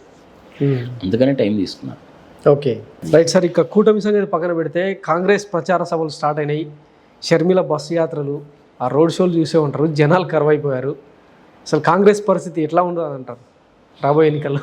కాంగ్రెస్ని, బీజేపీని, కేఏ పాల్ని, ఆ జడా శ్రీనివాసన్ ఇంకొక ఆయన నడుచుటి ఏదో పార్టీ పెట్టాడు, ఆయన్ని వాళ్ళందరినీ మర్చిపో. ఓకే, ప్రభావం జేడీ లక్ష్మీనారాయణ గారు కూడా పార్టీ పెట్టారుగా. అవును, నవభారత నిర్మాణ పార్టీ ఏదో పెట్టాడు కదా, జై భారత్ పార్టీ అనేది పెట్టాడు కదా. అవును సార్. వీళ్ళందరికంటే ఆయన చాలా better. Is also good friend of mind. Last time Vizag నుంచి చేసినప్పుడు 2,86,000 ఓట్లు వచ్చినాయి. అవును, ఆయనకంటే ఒక క్రెడెన్షియల్స్ ఉంది, క్రెడిబిలిటీ ఉంది. కానీ సంస్థాగతంగా కింద నుంచి కూడాను పార్టీని డెవలప్ చేసుకొని వచ్చేంత టైం లేదు ఆయనకి. ఓకే, మరి 2019లో ఎలా ఉంటుందో చూద్దాం. ఓకే, కానీ బీజేపీ పార్టీలో తెలుగుదేశం విలీనం మర్చిపో. ఓకే, పోనీ జనసేన ఏమన్నా తెలుగుదేశంలో విలీనం అవుతుందా, అది వాళ్ళిద్దరు ఇష్టం. ఓకే, మరి ఈసారి పవన్ కళ్యాణ్ గారు పిఠాపురం నుంచి గెలుస్తారా వేచి చూడాల్సిందే. ఎందుకంటే నిన్న మొన్నటి దాకా పార్టీ అధ్యక్షుడిగా ఉన్నాడు ఆయనే, ఎక్కడి నుంచి పోటీ చేస్తారో తెలియదు. కాసేపు కాకినాడ నుంచి ఎంపీ అంటాడు, కాసేపు ఇక్కడి నుంచి ఎంపీ అంటాడు, కాసేపు ఎక్కడ డబ్బులు పోయినాయో అక్కడే ఎత్తుక్కోవాలంటాడు, కాసేపు నరసాపురం అంటాడు, నేను బాపట్లో పుట్టానంటాడు, నెల్లూరులో పుట్టానంటాడు, భీమవరంలో పుట్టానంటాడు, నరసాపురంలో పుట్టానంటాడు. ఎక్కడ పుట్టాడో ఆయనకే తెలియదు. 10th క్లాస్ చదువుకున్నాడు, ఇంక అంతకంటే తెలియదేట్లు ఏముంటాయి చెప్పు. ఇంటర్మీడియట్లో 4 గ్రూపులు ఎవడం చేస్తాడా? ఎవడు చేయడు. నాకు తెలిసినంతవరకు ప్రపంచంలోనే కాదు, ఇండియాలోనే కాదు, ప్రపంచంలో కూడా ఎవడు చేయడు. ఓకే, అట్లాంటి తిక్కల మున్నవాడుకులు అందరూ ఒక దగ్గర చేరితే ఏముంటుంది చెప్పు? ఏముండదు. చంద్రబాబు నాయుడు కూడా భలే విచిత్రాలు చేస్తుంటాడు ఒకసారి. అవును సార్. ఆయనేమో ఏప్రిల్ 20వ తారీఖు 1950లో పుట్టాడు. నేను స్వతంత్ర పోరాటంలో పాల్గొన్నానంటాడు ఆయన. మరీ జనాలు నవ్వుకోరు. ఒలింపిక్ గేమ్స్ పెడతాను, నోబెల్ ప్రైజ్ ఇస్తానంటాడు. ఒలింపిక్ గేమ్స్లో ఎవరికైనా నోబెల్ ప్రైజ్ ఇస్తారా? అది కూడా అమరావతిలో బల్లి పైగా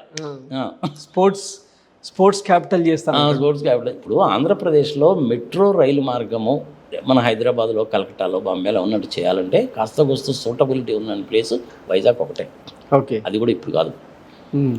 వైజాగ్ పాపులేషన్ అనేటువంటి 30-40 lakhs అయ్యి ఇటుపక్క అనకాపల్లి దగ్గర నుంచి వైజాగ్ వరకు, వైజాగ్లో ఇంకొక మూడు ఉన్నటువంటి లంకెల బిందెలు, దాని తర్వాత విజయనగరం పోయేటప్పుడు కనీసం ఒక 30 కిలోమీటర్ల స్ట్రెచ్లో డెవలప్మెంట్ ఉంటే అప్పుడు నీకు వైబిలిటీ ఉంటుంది. లేకపోతే వైబిలిటీ ఉండదు. మీరు చాలామంది అనుకుంటారు, అబ్బో హైదరాబాద్లో మెట్రో ట్రైన్లు అసలు రాత్రిపూట ఖాళీ ఉండదండి, ఇరుక్కొని పోతున్నారండి, అబ్బో ఇడికి పిచ్చి లాభాలు వస్తాయి. నీకు చాలా తప్పది రాదు. 6-7 సంవత్సరాలకి బ్రేక్ ఏమైనా చాలా గొప్ప. ఓకే, ఇంచుమించుగా 20 ప్లేసెస్లో మెట్రోస్ వచ్చినాయి కదా మనకు కూడా. అవును సార్. ఈ చంద్రబాబు నాయుడు విజయవాడని మెట్రో పెడతానంటాడు. ఆ విజయవాడ మెట్రో ఎట్లా పెడతావు చెప్పు అసలు? ఓకే, ఫ్లైఓవర్ కట్టడమే శాతకాల ఆయనకి. అది జగన్మోహన్ రెడ్డి వచ్చిన తర్వాత పూర్తయింది. పాపం లగడపాటి రాజగోపాల్ గారు దానికోసం పోరాడి కింద మీద పడి తీసుకొచ్చాడు. ఈయనేమో దాన్ని పట్టించుకోలేదు. అది జగన్మోహన్ రెడ్డి వచ్చిన టైంలో పూర్తయింది. అన్ని ఇట్లాంటి పనులన్నీ చేస్తుంటాడు అనమాట. ఓకే, మర్చిపోబ్బా పవన్ కళ్యాణ్ నేను ఈ చంద్రబాబు నాయుడిని మర్చిపో. ఒక రకంగా కానీ చెప్పాలంటే Chandrababu Naidu is the most dangerous politician on this good earth. Okay, ఎవరు నమ్మరు అంత తొందరగా, తెలిసిన. అవును, such kind of persons they will cause catastrophic disasters to the democratic setup. Okay, need to be eliminated by under any circumstances which is the very much expedient at this point of time. మంచి అవకాశం వచ్చింది కదా, ఇప్పుడు చేయండి. Last time కొట్టారు దెబ్బ 23, ఈసారి ఇంకొంచెం గట్టిగా దెబ్బ కొట్టారు అనుకోండి 2-3 మిగులుతాయి.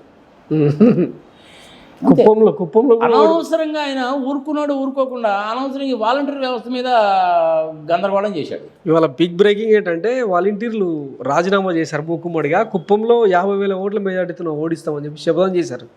జరిగినా ఆశ్చర్యపడాల్సిన పని లేదు. కుప్పంలో ఇంతకాలం ఏం జరిగిందంటే ప్రజలకు తెలియాలి వాడు చెప్పింది సార్. కుప్పంలో ఉండేటువంటి వాళ్ళు చాలామంది ఏం చేస్తారంటే మెడ్రాస్ దగ్గర కాబట్టి మెడ్రాస్ వెళ్తారు. అక్కడికి వెళ్ళి ఉద్యోగాలు చేసుకునే వాళ్ళు, ప్రైవేట్ కంపెనీస్లో ఉండే వాళ్ళు ఉంటారు. వాళ్ళ కుటుంబాలన్నీ కూడా కుప్పంలోనే ఉంటాయి, ఆ చుట్టుపక్కల ప్రాంతాల్లోనే ఉంటారు. ఓకే, అది ఏమవుతుందంటే వాళ్ళకి కుప్పంలో వాళ్ళకి తమిళనాడులోనూ ఓటు ఉంటుంది, కుప్పంలోనూ ఓటు ఉంటుంది. అక్కడ ఇక్కడ 2 చోట్ల కూడాను ఒకటేసారి అసెంబ్లీ ఎలక్షన్లు జరగవు. అవును, ఇది గమనించాడు చంద్రబాబు నాయుడు. అందుకని ఆయన ఏం చేశాడంటే ఒక 30-35 వేల మందిని అక్కడ ఇక్కడ ఓటు ఉండేటట్టుగా ఉన్నారు వాళ్ళు. ఓకే. మొన్న ఎలక్షన్ కమిషన్ వాళ్ళు ఏం చేశారంటే ఇవన్నీ పక్కాగా చూసి ఆధార్ కార్డుతో లింక్ ఉందా, ఈ ఆధార్ కార్డు మీ బెనిఫిట్స్కి లింక్ ఉందా లేదా చూసి 30-35 వేల ఓట్లు తీశారు. ఓకే. అంటే మంచి అవకాశం ఇచ్చే తీసేశారు. మీరు అక్కడ ఉంటారా ఇక్కడ ఉంటారా, ఎక్కడన్నా ఒక దగ్గర మాత్రమే ఉండాలి. ఓకే. 35 వేల ఓట్లు తీశారు. లాస్ట్ టైం ఆయనకు 30,000 మెజార్టీ వచ్చింది. అవును. మరి ఇప్పుడు ఆ 35 వేలు పోయినాయిగా. అంతకుముందు 70,000. అవును. మన 2019లో 30,000. ఇప్పుడు 30-35 వేల ఓట్లు తీసేశాడు. అంటే ఇంకా చంద్రబాబు నాయుడు పరిస్థితి ఏంటి? ఆ పడ ఓట్లను ప్రాపర్గా పడతాయా అని ఇదొక పెద్ద డౌట్ ఉంది సార్. చంద్రబాబు నాయుడు ఉన్నప్పుడు కనీసం మంచినీళ్ళు కూడా ఇవ్వలేదు. అవును. జగన్మోహన్ రెడ్డి వచ్చిన తర్వాత కృష్ణా జలాలు అక్కడ దాకా తీసుకుపోయాడు. ఇంకొకటి మున్సిపాలిటీ చేశాడు, రెవెన్యూ డివిజన్ కూడా చేశాడు. అవును. ఇంకేం కావాలి అంతకంటే మరి. ఓకే. నేషనల్ హైవేస్ అనేటువంటిది ఆటోమేటిక్గా జరిగిపోతుంటాయి. స్టేట్ హైవేస్ని బాగానే వెడల్పు చేశారు. It's going on well. Okay.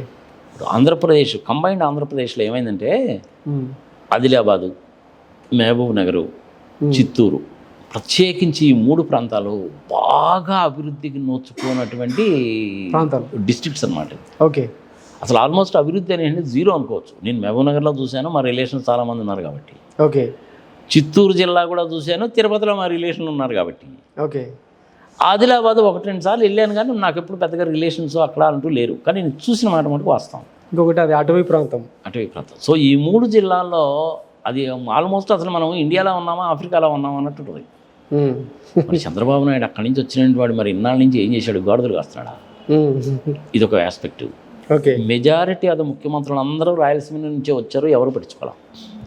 Okay. Rajasekhar Reddy గారే ఫస్ట్ పట్టించుకున్నాడు.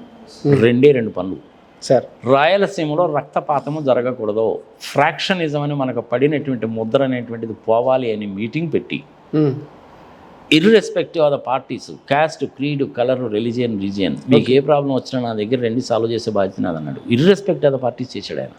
ఇంకొకటి కాంప్రమైజ్ అయ్యి కోర్టులలో కేసులు ఏమైనా ఉంటే కొట్టించుకోవడం కూడా కూడా అదే ఆయన మధ్యవర్తి చేసి కొట్టించాడు. అందుకని రాయలసీమ ఫ్యాక్షనిజం బాగా తగ్గింది, పిల్లల్ని బాగా ఎంకరేజ్ చేశాడు. వాళ్ళందరూ కూడా చక్కగా చదువుకొని విదేశాలు పోయినటువంటి వాళ్ళు బెంగళూరు, హైదరాబాద్. ఎప్పుడు ఒక ముఠాన్ని తయారు చేసుకోవాలి, తన్నుకున్నాడైనా తన ఎవడో ఒకడు మాత్రం తన దగ్గరికి వస్తాడని చెప్పి ఈయన భావన. అదే కకృతి పని కదా, అది దిక్కుమాలి పని కదా అది. ఇప్పుడు ఆయనకి రామారావు గారికి ముసలితనంలో ఇంతమంది పిల్లలు ఉన్నారు, కానీ ఎవరు చూసిన వాళ్ళు లేరు, ఆయనకి మంచినీళ్ళు ఇచ్చిన వాళ్ళు లేరు, భోజనం పెట్టిన వాళ్ళు లేరు. పాపం లక్ష్మీపార్వతి దగ్గర ఉండి అన్నీ చేసింది. అవును.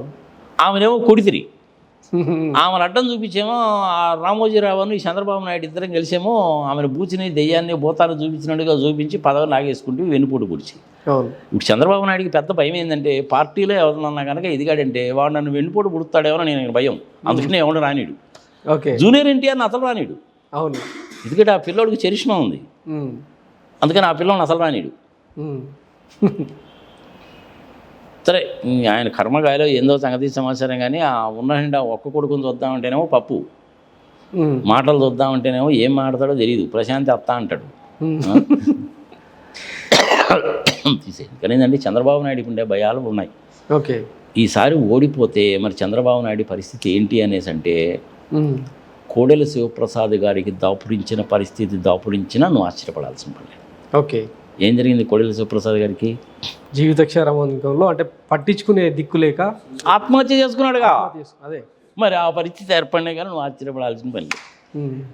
నేను 2019లోనే చెప్పాను ఈ విషయాన్ని. ఓకే. ఈ సూసైడ్ విషయం చెప్పలేదు. ఓకే.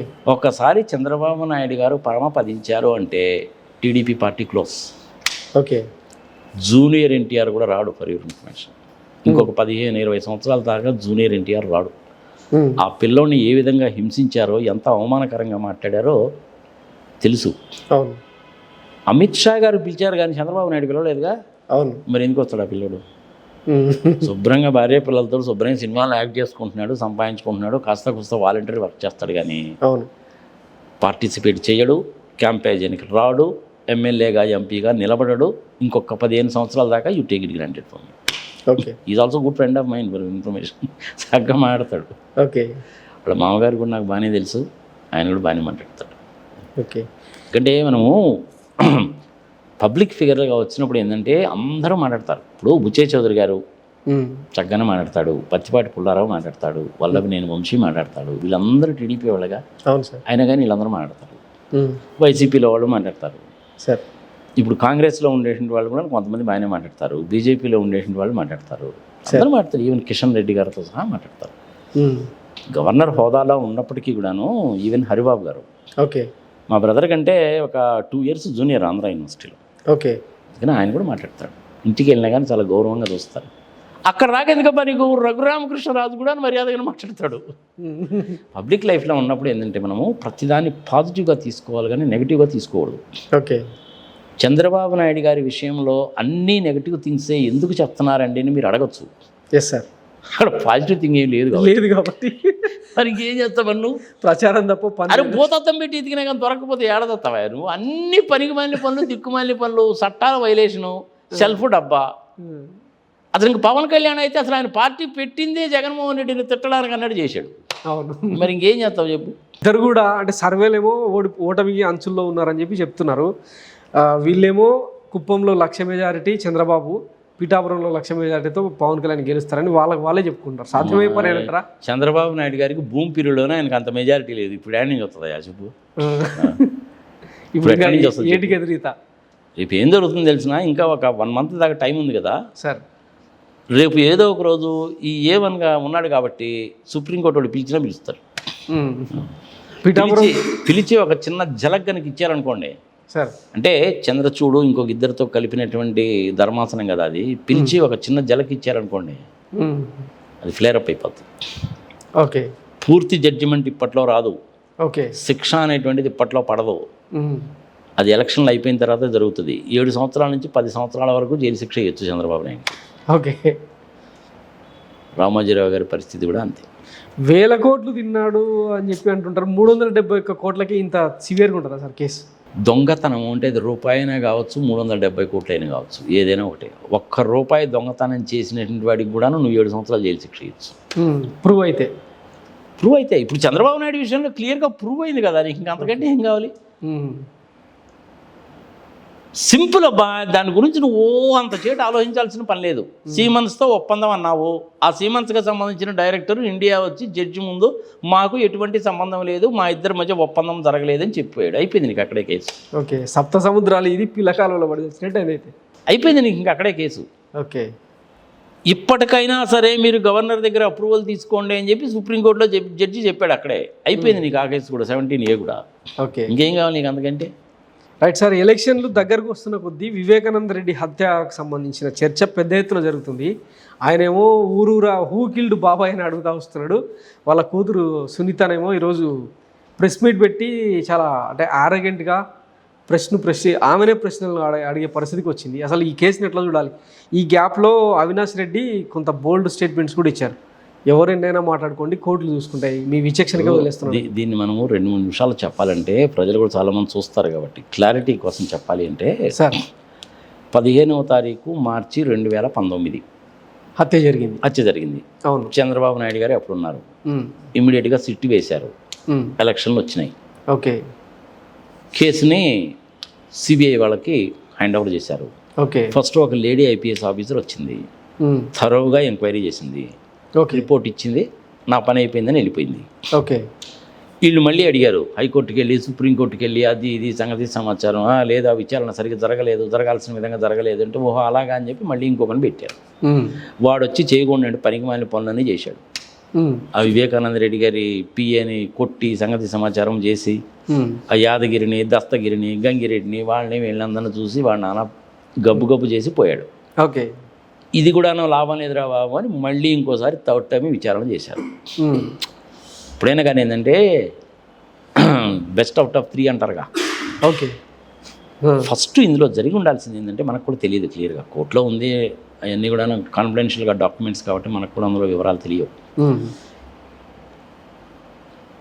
అక్కడ ఉన్నటువంటి పరిస్థితులలో ఫస్ట్ విచారించవలసినటువంటి వ్యక్తి ఎవరు అంటే వాచ్మెన్.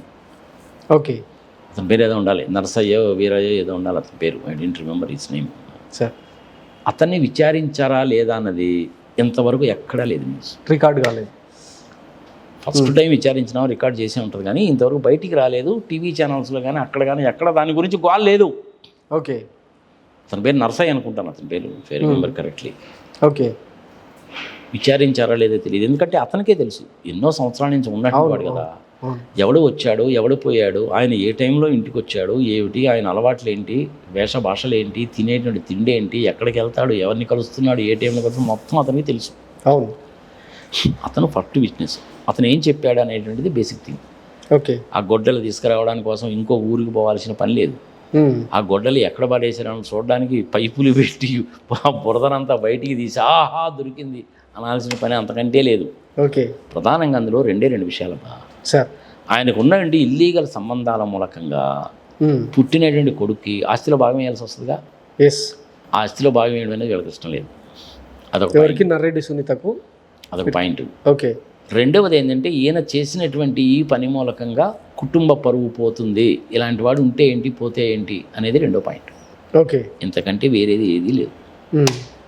ఈ మధ్యలో ఉన్నాయి చూసావు, ల్యాండ్ సెటిల్మెంట్ కేసులు, 40 కోట్లు అప్పు తీసుకోవడము, ఆ అప్పు ఆయన ఇచ్చేయడము, రంగురాళ్ళు, డైమండ్స్, ఆ కర్ణాటకలో ఏదో భూమికి సంబంధించిన వ్యవహారము, సెటిల్మెంట్లు ఇవన్నీ కూడా రికార్డ్ అయి ఉంటాయి. ఓకే. విచిత్రం ఏంటంటే అంతకుముందు ఆయన కారు డ్రైవర్గా ఉన్నాడు, వాడి హాయిగా ఫ్రీగా తిరుగుతున్నాడు. వాడికి బెయిలిస్తే దస్తగిరి హాయిగా ఫ్రీగా తిరుగుతున్నాడు ఎస్కాట్ మధ్యలో విత్ ఎస్కాట్ మళ్ళీ పైగా. అన్నిటికంటే విచిత్రమైనటువంటి విషయం అది. విషయం కోర్టుకు వెళ్ళింది, 3 సార్లు ఎంక్వైరీ జరిగింది. వీళ్ళు మీటింగ్లో ఎంత చెప్పినా కానీ ఉపయోగం లేదు. ఫుల్గా రికార్డ్ చేసి పెట్టారు. అది జడ్జిమెంట్ అనేటువంటిది ఇప్పుడు రాదు, ఎలక్షన్స్ అయిపోయిన తర్వాత వస్తాయి. ఓకే. వివేకానంద రెడ్డి హత్య కేసుకు సంబంధించిన జడ్జిమెంట్ కానీ, ఇంపాక్ట్ 17A సంబంధించిన జడ్జిమెంట్ కానీ, ఓకే, ఆంధ్రప్రదేశ్ భూ కుంభకోణాలకి, ఆంధ్రప్రదేశ్కి అమరావతి రాజధాని అనేటువంటికి సంబంధించిన జడ్జిమెంట్ కానీ ఇవన్నీ ఇప్పట్లో రావు. ఆఫ్టర్ ఎలక్షన్స్ అంతే. ఏమైనా ఇంపాక్ట్ చూపించే అవకాశం ఉందంటారా ఈసారి వివేకానంద రెడ్డి హత్య కేసు? ఎందుకంటే ఆయన ఊరూరులో కడప వదిలేసి ఎక్కడ పోయినా అదే అందుకుంటున్నాడు. హూ కిల్డ్ బాబాయ్ అని అడుగుతుంది. ప్రజలకు తెలుసు అబ్బా, ఇది ప్రజలకు తెలుసు. ఇప్పుడు ఇంకొక 4 రోజుల్లో ఎలక్షన్ పెట్టుకొని అవినాష్ రెడ్డి కానీ జగన్మోహన్ రెడ్డి కానీ ఇలాంటి పనులు చేయిస్తారా? ఓకే. ఎవరు చేయించరు కదా. ఇప్పుడు వాళ్ళ ఫ్యామిలీ స్ట్రక్చర్ తీసుకున్నావు. ఓకే. వాళ్ళ ఫ్యామిలీలో అందరికంటే నాకు తెలిసినంతవరకు చెప్తున్నాను, అందరికంటే పెద్ద ఆయన ఎవరు అంటే పుల్లారెడ్డి. ఓకే. ఆ పుల్లారెడ్డి కింద ఉన్నటువంటి సంతానం. ఓకే. ఆ పుల్లారెడ్డి గారికి 2 భార్యలు, ఒక భార్యకి కొంత సంతానం, రెండవ భార్యకి కొంత సంతానం.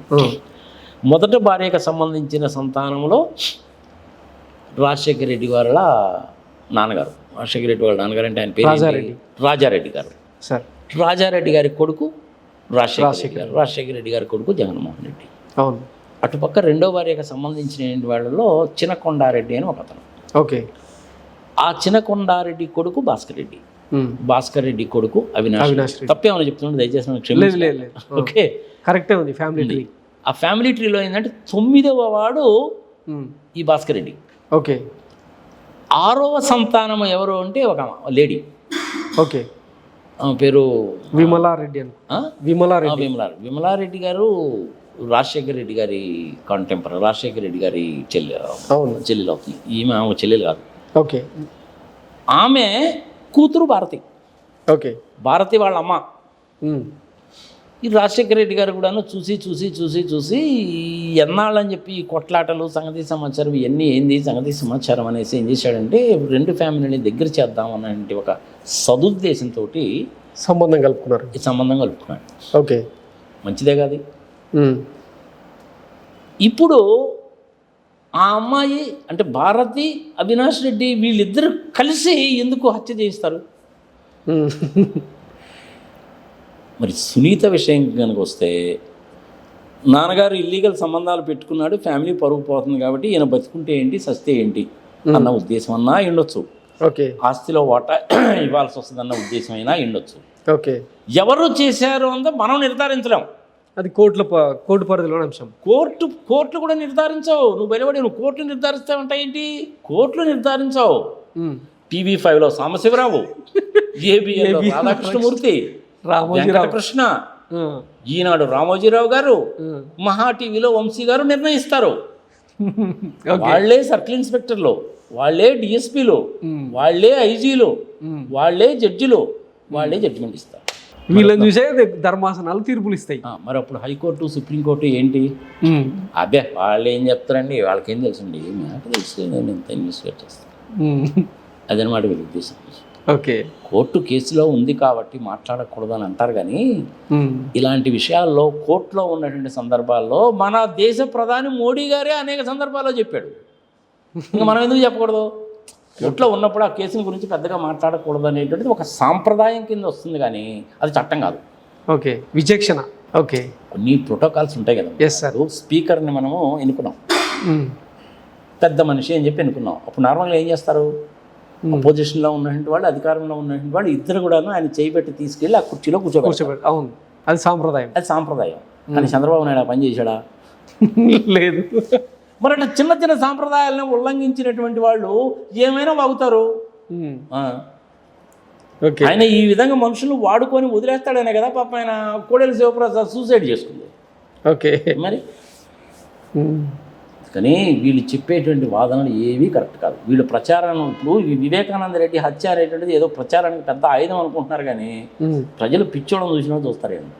దాని మూలంగా వాళ్ళకి నష్టం ఏమైనా లాభం ఉండదు. ఇంకా వైఎస్ జగన్మోహన్ రెడ్డి మీద ఏమంటారు సింపతి గెయిన్ అవుతుందని సర్వే రిపోర్ట్స్ చెప్తున్నాయి. కడపలో కానీ మిగతా రాయలసీమలో వీళ్ళు చేసేటువంటి తప్పుడు పనుల మూలకంగా ఇప్పుడు జగన్మోహన్ రెడ్డి మంచి అడ్వాంటేజ్. ఊరుకున్నాడు ఊరుకోకుండా 30 మందిని నేను పెడతాను, ఆయన 50 ఏళ్ళకి పెట్టాడు, నేను 30 ఏళ్ళకి పెడతానని నువ్వే చెప్తివి. 5,000 జీతం ఏంది, 50,000 ఇస్తాను నేను కనుక అధికారంలోకి వస్తానని నువ్వే చెప్తివి. వాలంటీర్లు అందరూ పనికి మాలినటువంటి వాడు, వాళ్ళ సర్వీసెస్ ఉపయోగించకూడదని చెప్పి నువ్వే కేసు పెడితే. ఇంకా దిక్కుమాలతనం ఏంటంటే సామాజిక పెన్షన్లను 60,000 కాదు 50,000కి ఇస్తామని చెప్పి మళ్ళీ ఒక కొత్త ప్రపోజల్ అయిపోయిందా? నువ్వు ఏం చెప్పదలుచుకున్నావో చెప్పకుండా ఎంతసేపటికి జగన్మోహన్ రెడ్డిని తిట్టడం అనేటువంటిది నువ్వు ప్రచార సాధనంగా ఉపయోగిస్తున్నావు. దానివల్ల నీకు ఉపయోగం ఏంది? ఏమీ లేదు. నువ్వు తిట్టదలుచుకున్నటువంటి అమ్మనాభూతులు, ఆ థర్డ్ క్లాస్ లాంగ్వేజ్ అంతా పవన్ కళ్యాణ్ చేత తిట్టిస్తున్నావు. ఆ పవన్ కళ్యాణ్ పరిస్థితి ఏంటి రేపు? ఈ గ్యాప్లో 6 గ్యారెంటీలు ఏంటో ఏమంటే కూడా చెప్పలేని పరిస్థితి టీడీపీ క్యాడర్. అసలు ఇప్పుడు ప్రజలు ఎవరిది ఏ ఎజెండాలో తెలియటం లేదా? ఇప్పుడు ఆ తమాలు చూస్తున్నారన్నమాట. అంటే జనాలు ఆల్రెడీ ఫిక్స్ అయిపోయారు. పల్లెటూళ్ళలో ఏంటంటే ప్రతి కుటుంబానికి 40,000 50,000 డిఫరెంట్ పథకాల కింద డబ్బులు వచ్చినాయి. They are very happy. అవును, అవునా? Yes sir. అలాంటప్పుడు వాళ్ళు ఓట్లు లేకుండా ఎక్కడ పోతారు? ఈసారి ఆంధ్రప్రదేశ్లో 85% పోలింగ్ జరగాలని కోరుకుంటున్నాను. ఓకే, ఈ సందర్భంగా నేను ఇంకొక విషయం కూడా చెప్తాను సార్. నరసరావుపేట నియోజకవర్గం నుంచి నేను ఇండిపెండెంట్గా పోటీ చేద్దాము అని చెప్పి జాన్యువరిలోనే ప్రకటించాను. ఓకే, కానీ ఇప్పుడు ఈ పరిస్థితులన్నీ చూసిన తర్వాత ఇంకొక 5 సంవత్సరాలు పోస్ట్పోన్ చేసుకుందాంలే, నెక్స్ట్ టైం చూద్దాంలే అని చెప్పి నేను మానేశాను. ఓకే, దేనికి మానేశానంటే దానికి కూడా కారణం ఉంది. అనిల్ కుమార్ యాదవ్ని గెలిపించాలి అన్న ఉద్దేశంతో నేను మానేశాను. ఓకే, ఏమవుతుందంటే ఒకసారి ఇండిపెండెంట్గా పోటీ చేస్తే మనం గెలిచినా గెలవకపోయినా కొంత కాస్త కోసం డబ్బులు ఖర్చు అవుతాయి. That is a different thing. డొనేషన్లు ఇచ్చే వాళ్ళు కొంతమంది ఉంటారు, మన జేబులో నుంచి కూడా కొంత అమౌంట్ పోతుంది. That is a different thing. ఒక 5,000 ఓట్లు చీలిపోయినా కానీ అది దాని ఎఫెక్ట్ అనేది ఎట్టుంటుందో మనకు తెలియదు. అవును, ఇప్పుడు ఇది ఏమవుతుందంటే దాని గురించి ఇప్పుడు చెరపకరా చెడుదేవో అన్నట్టుగా అదేదో సామెత చెప్తారు చూశారు, తా చెడ్డ కోతి వనమంతా చిరిచిరి అన్నట్టుగా అవుతుంది. కేవలము నేను విత్డ్రా చేసుకోవడానికి నామినేషన్ ఫైల్ చేయను అని చెప్పి చెప్పడానికి ప్రధానమైన కారణం ఏంటంటే అనిల్ కుమార్ యాదవ్ నరసరావుపేట నుంచి వైఎస్ఆర్సీపీ తరఫున గెలవాలి. ఓకే, ఆయన నన్ను ప్రచారానికి ఉపయోగించుకుంటాడా లేదా అనేది ఆయన విజ్ఞతగా వదిలేస్తున్నాను. నేను 2-3 సార్లు ఫోన్ చేశాను, రెస్పాన్స్ లేదు. సరే, వాళ్ళ బిజీలో వాళ్ళు ఉంటారు. హర్షవర్ధన్ రెడ్డి అని ఒక ఆయన ఉన్నాడు, చెప్పవా బాబు ఒకసారి ఎప్పుడైనా కనుక రావాలంటే నేను కూడా ప్రచారానికి వస్తాను సంగతి సమాచారం అని. ఓకే, సరే, లాస్ట్ టైం నెల్లూరు వెళ్ళినప్పుడు విజయసాయి రెడ్డికి చెప్పే వచ్చాను నేను, బాబు నరసరావుపేట, గుంటూరు, బాపట్ల, ఒంగోలు నియోజకవర్గాల్లో ప్రచారం చేయడానికి నాకేం అభ్యంతరం లేదు. ఏదైనా వర్క్ ఇంట్రెస్ట్ చేస్తే కనుక I'm ready to do it. నేను నీ దగ్గర నుంచి ఏమీ ఆశించడం లేదు. Very clear. ఓకే, ఏదో ఒక రోజు పార్లమెంట్లో అడుగు పెట్టాలనేటువంటిది నా ఉద్దేశం. ఓకే. అది డెఫినెట్గా జరుగుతుంది అనేటువంటి ఆశ నాకుంది. Let us wait and see. Okay. మళ్ళీ ఫైనల్గా ఒకసారి చెప్తున్నా, వైఎస్ఆర్సీపీ వాళ్ళు అధికారంలోకి రావడము ఖాయం జరుగుతుంది. ఓకే. ఎన్ని సీట్లు వస్తాయని చెప్పి ఇప్పుడు నువ్వు నన్ను అడిగితే నేను చెప్పలేను, కానీ సార్ ఎలక్షన్లకి ఒక్క 3-4 రోజుల ముందు, అంటే ఏప్రిల్ 9-10 తారీఖులో కనుక అడిగితే చెప్పగలను. ఓకే. మే 13. మే. ఓకే. లాస్ట్ టైం 2019లో కూడా నేను ఇలాగే చెప్పాను, మళ్ళీ అదే చెప్తున్నాను ఇప్పుడు కూడా. ఎందుకంటే నాకు కూడాను రాష్ట్ర వ్యాప్తంగా చాలామంది తెలిసిన వాళ్ళు ఉన్నారు. ఇక చిన్న పెద్ద ముసలి ముతగా చదువుకున్నాడు చదువుకోవడం తారతమ్యం లేదు. చాలామంది పలకరిస్తూ ఉంటారు. అంటే నా కలర్ అండ్ కంప్లెక్షన్ మూలకంగా ఎక్కడైనా బస్ స్టాండ్లో నిలబడ్డా కానీ 10 మంది చుట్టూరు చేరతారయ్యా. సార్ సార్ సార్ సార్ సెల్ఫీలు సార్ అంటారు. అవతల ఆ డ్రైవర్ ఏమో రండి సార్ అని వాడు అంటుంటాడు, లేట్ అయిపోతుందని. వీళ్ళేమో సెల్ఫీలు అంటాడు. ఏముంది కాదన్నాయి కదా. ఓకే. ప్రజాక్షేత్రంలో ఒక నువ్వు ఇట్లా వచ్చినప్పుడు ఏంటంటే చెప్పులు వేసేవాళ్ళు ఉంటారు, పొలదన్లు వేసేవాళ్ళు ఉంటారు. మనం అన్నీ ఆహ్వానించాల్సిందే. నిలుపుగా ఓపికగా ఉండాలి. నీకు తెలిసిన ఇన్ఫర్మేషన్ ఏదో డేటాతో సహా చెప్పేటట్టుగా ఉండాలి. అవును. శత్రువునైనా మిత్రువుగా మార్చుకొని రాజశేఖర రెడ్డి గారు చెప్పినటువంటిది బ్రెయిన్లో ఫిక్స్ అయిపోయింది. ఓకే. అంతే. కామ, క్రోధ, లోభ, వ్యామోహ, మద, మాశ్చర్యాలని తీసేసాం చాలా వరకు. ఓకే. అంతే. తిట్టేటువంటి వాళ్ళు కూడా ఉంటారు చాలామంది. ఇప్పుడు ఆయన జీవీ రెడ్డి అని ఒక ఆయన ఉన్నాడు, రెగ్యులర్గా టీవీ ఛానల్స్లో వస్తుంటాడు. ఈ ఉండవల్లి అరుణ్ కుమార్ గారి కన్నా ఆయనకి మధ్య ఏదో డిబేట్ జరుగుతుంది, సంఘటన సమాచారం అంటే బాగానే మాట్లాడేవాడిని, అవుతాడు బాగానే ఉండేది రామోజీరావు గారి విషయంలో. ఆయన ఫస్ట్లో వైఎస్ఆర్సీపీలో జాయిన్ కావడానికి ప్రయత్నించాడు, వాళ్ళు తన్ని గెంటేశారు. చార్టర్డ్ అకౌంటెంట్ అని చెప్పుకొని తిరిగేవాడు, కాదన్న సంగతి తేలిపోయింది. ఓకే. తులసిరెడ్డి గారు ఎమ్మడిపడి తిరుగుతుండేవాడు, ఆయనేమో కాంగ్రెస్. మొన్న షర్మిలను ఆమె వాళ్ళిద్దరు కూడాను మీటింగ్ చెప్తున్నాడు, తులసిరెడ్డి గారు కూడా పక్కనే ఉన్నాడు. Okay. One fine morning TDP జాతీయ అధికార ప్రతినిధి అయిపోయాడు జీవీ రెడ్డి. ఆయన ఒకరోజు చాలా భయంకరంగా మాట్లాడాడు నాతోటి, 3rd క్లాస్ లాంగ్వేజ్ మాట్లాడాడు. ఏంటి ఆయనకి నాకు డిస్ప్యూట్ అంటే ఏమీ లేదాడా. ఆయన చార్టర్డ్ అకౌంటెంట్ కాదు, చార్టర్డ్ అకౌంటెంట్ చెప్పుకొని తిరిగాడు. వెరిఫై చేసుకున్నాను నేను, వెరిఫై చేసుకుని చార్టర్డ్ అకౌంటెంట్ కాదన్న సంగతి తేలింది. నేను అదే మాట చెప్పాను. ఓకే. నువ్వు చార్టర్డ్ అకౌంటెంట్ కాకుండా చార్టర్డ్ అకౌంటెంట్ ఎట్ట చెప్తావా, ఏంది సంగతి మధ్యలో చెప్పబాకని. అంతే జరిగింది. ఓకే. దానికి ఓరి నాయనోసలు నీ ఇంటికి వస్తాను, నిన్ను బట్టలు కూడా తీసి కొడతాను, నిన్ను పరువు నష్టం దావా వేస్తాను, ఏమనుకుంటున్నావు, నీకు ఇన్కమ్ ట్యాక్స్లో 10 సెక్షన్లు తెలుసా, కంపెనీస్ యాక్ట్లో 2 సెక్షన్లు తెలుసా, ఎవడ రాసలు నువ్వు నా గురించి చెప్పడానికి అన్నాడు. ఊడిపోతే ఏంది ఈ పిల్లడు ఏంది ఇష్టం మాట్లాడతాడు అనుకున్నాను నేను. ఇప్పుడు నన్నంటే వదిలే, నేను ఆయన దృష్టిలో పనికిపోయిన వాడి కింద లెక్క. పాపం ప్రొఫెసర్ నాగేశ్వరరావుతో కూడా అలాగే తగదాయా. అసలు ఇతని సంగతి ఏందని ఫైనల్గా కంప్లీట్గా తర్వాత ఎంక్వైరీ చేస్తే తేలిన వ్యవహారం ఏంటంటే ఎక్కడ అవకాశం ఉంటే అక్కడికి పోతాడట. ఓకే. ఎవడైతే ఉపయోగపడతాడు కాస్త అనుకుంటాడో వాడిని ఉపయోగించుకుంటాడంట. ఇప్పుడు కనుక సరిగా ఈయన కనుక ఉపయోగపడలేదనుకో అవతల వాళ్ళ దగ్గరికి వెళ్ళి వీని గురించి చెప్తాట. సరే ఏ పిల్లమున్నాడు వదిలే ఏదో చేస్తుంటాడే కానీ వాళ్ళు గెలిచేది లేదు సచ్చేది లేదు సంఘర్షణ అవుతుంది. ఉండవల్లి అరుణ్ కుమార్ ఎక్కడ, జీవీ రెడ్డి ఎక్కడ చెప్పు. ఉండవల్లి అరుణ్ కుమార్ తోటి ఈయనకి ఛాలెంజా. అందులో అది కేసు ఎవరిది, మార్గదర్శిది. ఈయనకేం తెలుసు కనుక మార్గదర్శి ఆడిట్ చేసిన వాడిని నేను, ఈనాడు ఆడిట్ చేసింది నేను, డాల్ఫిన్ హోటల్స్ ఆడిట్ చేసినది నేను, బ్రహ్మాండ్ కంపెనీలో ఉన్నప్పుడు నాకు పూర్తి వివరాలు నాకు తెలుసు. నాకంటే ఎక్కువ జీవీ రెడ్డి తెలుస్తా. పిల్లమున్నాడు కదా, ఊరుకున్నాడు ఏకంగా ఉండవల్లి అరుణ్ కుమార్ తోటి ఛాలెంజ్. ఏమైందో ఛాలెంజ్ పెట్టుకున్నావు, ఏంది మానేసేవేంది సంగతి సమాచారం అంటే మేము చూసుకుంటాంలే, నువ్వు దాని గురించి ఏం మాట్లాడగలే అని చెప్పారట, అందుకని మానేశాడట. Okay. Last year June 14th ఎప్పుడో పెట్టుండాల. అది చాలా రోజులు నేను కూడా నిజంగా చార్టర్డ్ అకౌంటెంట్ అనుకున్నాను, ఆయన కాదన్న సంగతి నాకు తర్వాత తెలిసింది.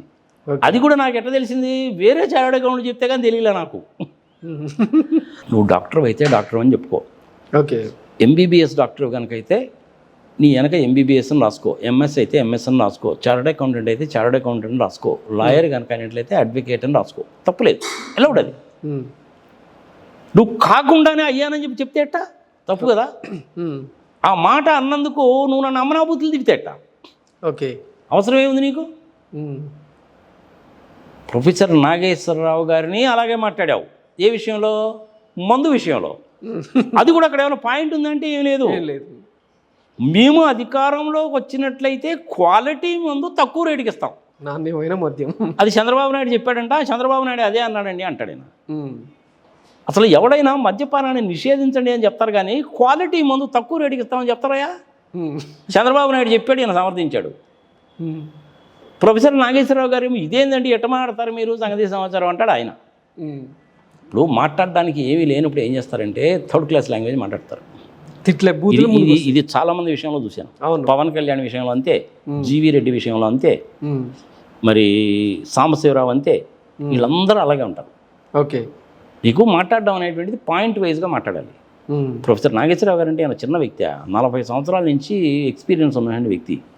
ఆయనతో కంపేర్ చేసుకుంటే నేను బచ్చగాడిని, ఆయనతో కంపేర్ చేసుకుంటే జీవీ రెడ్డి అనేటువంటి వాడు పిల్లమున్నాడు కింద లెక్క. ఉండవల్లి అరుణ్ కుమార్తో కనుక కంపేర్ చేసుకుంటే జీవీ రెడ్డి బచ్చగాడి కింద లెక్క. కానీ టీవీ5 సాంబశివరావు గారికి GV Reddy is a very knowledgeable person అండి. ఉండవల్లి అరుణ్ కుమార్ గారు ఈజ్ ఎ స్మాల్ ఫెలో అండి. మెసేజే పెట్టాడు నాకు, కావాలంటే నేను చూపిస్తే ఎప్పుడైనా కావాలంటే నీకు. ఓకే, ఏమండి సాంబశివరావు గారు మీరు మరీ అన్యాయంగా మాట్లాడుతున్నారంటే అది అంతేనండి అన్నాడు. ఇంత చేటు రికగ్నైజ్ చేయగలిగారు కదండి సాంబశివరావు గారు, ఇంతవరకు నేను ఎప్పుడు అడగలేదు మీ క్వాలిఫికేషన్ ఏందండి అని అడిగాడు. నేను ఆర్ఈసీ వరంగల్ నుంచి ఎంటెక్ చేశానండి అన్నాడు. నాకు మైండ్ బ్లాంక్. అతను నీకు ఇచ్చిన ఆర్ఈసీ వరంగల్ నీకు సీట్ ఎట్ట వచ్చింది రా బాబు అని. జీవీ రెడ్డి ఏమో హాఫ్ చార్టెడ్ అకౌంటెంట్, లా చదువుకొని ఏదో బతుకుతున్నాడు, బాగానే ఉంది. ఆయనేమో క్వాలిఫికేషన్ ఏం చేశాడు, కనీసము నేను అడిగినప్పుడన్నా చెప్పాలి కాదు, మీరు నిజంగా చదివారండి అని అడిగితే మీ క్వాలిఫికేషన్ సర్టిఫికేట్ ఏదో చూపించడం అని అడగొచ్చు. నేను కాదన్న సంగతి తెలుస్తుంది కానీ నేను కూడా అంతసేపు ఇన్సిస్ట్ చేయాలి. వీళ్ళందరూ ఇలాగే ఉంటారబ్బా. ఓకే, మనకు ఒక్కోసారి పల్లెటూళ్ళలో డాక్టర్లు దొరుకుతారు చూసారా, అవును, వాళ్ళు డాక్టర్ అని చెప్పుకొని జరుగుతుంటారు. వాళ్ళు డాక్టర్లు కాదు, అలాంటి వాళ్ళు అనమాట. వీళ్ళు ఆర్ఈసీలో సీట్ రావడం అంటే సామాన్యం అనుకుంటా. మా ఫ్యామిలీలో 10 మంది పైన వచ్చారు. ఇట్స్ వెరీ గుడ్ ఇన్స్టిట్యూట్ అది. ఓకే, ఈ సాంబశివరావు తెలివితేటలు ఎంత సంగతి సంవత్సరం ఆయనకి ఆర్ఈసీ ఇంజనీరింగ్ సీట్ రావడం వాడు పచ్చిపోదు. ఆయన మీద మళ్ళీ కేసు, ఆ పెట్రోల్ పంపు ల్యాండ్ కబ్జా సంగతి సంవత్సరం అదొక కేసు. ఈ ఏబిఎన్ రాధాకృష్ణమూర్తి మీద చూస్తేనేమో ప్రొఫెసర్ సుబ్రహ్మణ్య స్వామి గారు 100 కోట్ల పరువు నష్టం కేసు. వీళ్ళిద్దరిని గురించి ఏమో రామోజీరావు గారు చెప్పరు. రామోజీరావు గారు 2650 కోట్ల రూపాయల వ్యవహారాన్ని గురించేమో ఈ రాధాకృష్ణను టీవీ5లో సాంబశివరావు చెప్పరు. ఒక ఆర్టికల్ రాదు. వీళ్ళందరూ ఏకమైపోయి ఈ అనవసరంగా ఈ జగన్మోహన్ రెడ్డిని తిడతా ఉంటారు. వాళ్ళ ముడ్డి కడుక్కోవడం వాళ్ళకి చేత కాదు, వేరే వాడి సంగతి నీకు ఎందుకు? నువ్వు పార్టీ పెట్టుకున్నావు, నీ సంగతి ఏదో నువ్వు చెప్పు, నువ్వేం చేస్తావు నువ్వు చెప్పు. నువ్వు ఆ పని చేయకుండా ఎంతసేపటికి మాట్లాడిన వాళ్ళని నువ్వు వంగ తీసి కొడతాను, నీ మోకాళ్ళు ఇరుస్తాను, నాలుగు తీరుస్తాను, తలకాయలు నరుగుతాను, జగన్మోహన్ రెడ్డిని భూస్థాపితం చేస్తానని చెట్టు నువ్వు ఆయన భూస్థాపితం చేయలేవన్న సంగతి నీకు తెలుసు, నీ అంతరాత్మకు తెలుసు. నీ అంతరాత్మకు విరుద్ధంగా కనుక నువ్వు కనుక ప్రతిచ్చి అంటే సంకనాగిపోయేది నువ్వే, ఆయన సొమ్మేం పోయింది. అందుకని జగన్మోహన్ రెడ్డి చెబుతాయి నీ చదువు ఏ పిచ్చుకున్నాడు అంటుంటాడు పోతుంటాడు, కానీ అస్సలు పట్టించుకోడు అనమాట. ఓకే, ఫైనల్గా చెప్పదలుచుకుంది ఏంటంటే సార్, ఏదో ఒక రోజు బతికుంటే ఓకే రామోజీరావు గారు జైలుకు పోక తప్పదు. ఏదో ఒక రోజు చంద్రబాబు నాయుడు జైలుకు పోక తప్పదు. ఓకే, కేసులు చాలా సీరియస్ కేసులు చేసినాయి మాదర్ చేతి పనులు. ఓకే, మోస్ట్ ప్రాబబ్లీ ఆ దెబ్బ కాస్త అన్వారంటెడ్ లాంగ్వేజ్ మాట్లాడావు, కులపరంగా, మతపరంగా, ప్రాంతాల పరంగా, భాషాపరంగా నువ్వు మాట్లాడావని పవన్ కళ్యాణ్ కూడాను జైల్లో పెట్టి ఆశ్చర్యపడాల్సిన పని లేదు. ఐపీసీలో 505వ సెక్షన్ ఉంది. ఓకే, అట్లా మాట్లాడకూడదు మనం. ఏదో ఒక రోజు ఎలక్షన్ సందర్భంలో అదే మాట్లాడతాడు, అయిపోతాడు. ఫైనల్గా ఈ క్యాంపెయినింగ్లో భాగంగా చూసుకుంటే ఆఖరికి నారా భువనేశ్వరమ్మ నిజం గెలవాలని తిరుగుతోంది, కానీ బ్రాహ్మణి గారు కనిపించట్లేదు. అవునయ్యా, మరి బ్రాహ్మణి ఏమైపోయిందయ్యా, అసలు ఎక్కడ పత్తా లేదేంది? జనరల్గా ఎలక్షన్స్ అంటేనే ఫ్యామిలీ రోడ్ల మీదకి వచ్చి క్యాంపెయినింగ్ చేస్తుంటారు కదా. చాలా పొరపాటు పడుతున్నారు మీరు. ప్రత్యక్షంగా మాట్లాడిన వ్యక్తిని, అనుభవం ఉన్న వ్యక్తిని చెప్తున్నాను. She is an excellent girl, చాలా డీసెంట్ గర్ల్. ఓకే, చాలా చక్కగా మాట్లాడుతుంది, మంచి మర్యాద, సంగతి సమాచారం ఆల్టుగెదర్ డిఫరెంట్. ఆ అమ్మాయి పాలిటిక్స్లోకి రాదు అని సంవత్సరం కింద చెప్పాను నేను. ఓకే, కావాలంటే వీడియోలు ఉన్నాయి చూసుకోండి మీరు. ఆమె రాదు. ఓకే, ఆమె సింగపూర్లో కూడా కొన్ని వ్యాపారాలు ఉన్నాయి, అటు ఇటు తిరుగుతూ ఉంటుంది, ఆ పని ఏదో ఆమె చేసుకుంటూ పోతాం. ఆమె రాదు. ఓకే, అందుకని don't under estimate Brahmani. Is an intelligent. Okay, ప్రచారం కూడా చేయదంటారా? ప్రచారం కూడా చేయదు. జూనియర్ ఎన్టీఆర్ కానీ బ్రాహ్మణి కానీ ఈ విషయాల్లోకి రారు. ఓకే, ఎందుకంటే వాస్తవం ఏందన్న సంగతి వాడు తెలుసు. ఇది అయ్యేది కాదు, సచ్చేది కాదు, గెలిచేది కాదన్న సంగతి ఇదంతా కుదిరేది కాదన్న సంగతి తెలుసు. అందుకని చెప్పి అక్కడ రారు. ఓకే, సరే ఈ బ్రాహ్మణి సంగతి ఏదో బై మిస్టేక్ అడిగావు, ఎట్లా నీకు గుర్తుకొచ్చింది అడిగావు సార్. మరి మన బాలయ్య బాబు ఏమైపోయాడు? ఆయన 12వ తారీఖు నుంచి చేస్తాడంట సార్. ఏం చేస్తాడు? ప్రచారం. ప్రచారమా? మళ్ళీ ఏమన్నా ఏదో చెన్న కేశవరెడ్డి, ఆ కేశవరెడ్డి, ఈ కేశవరెడ్డి ఏదైనా సినిమాలు తీసి నీ ఇంటికి వస్తా, నీ నెట్టింటికి వస్తా, నీ బుర్ర పగల కొడతా, అది సంగతి అవుతాడని సినిమా డైలాగులు చెప్తాడేమో. పాపం వాళ్ళిద్దరిని కూడాను తీసి పక్కన పెట్టారు. మన మోడీ గారు వచ్చినప్పుడు నిజంగా వాళ్ళిద్దరికి మాట్లాడే అవకాశం కనుక ఉంటే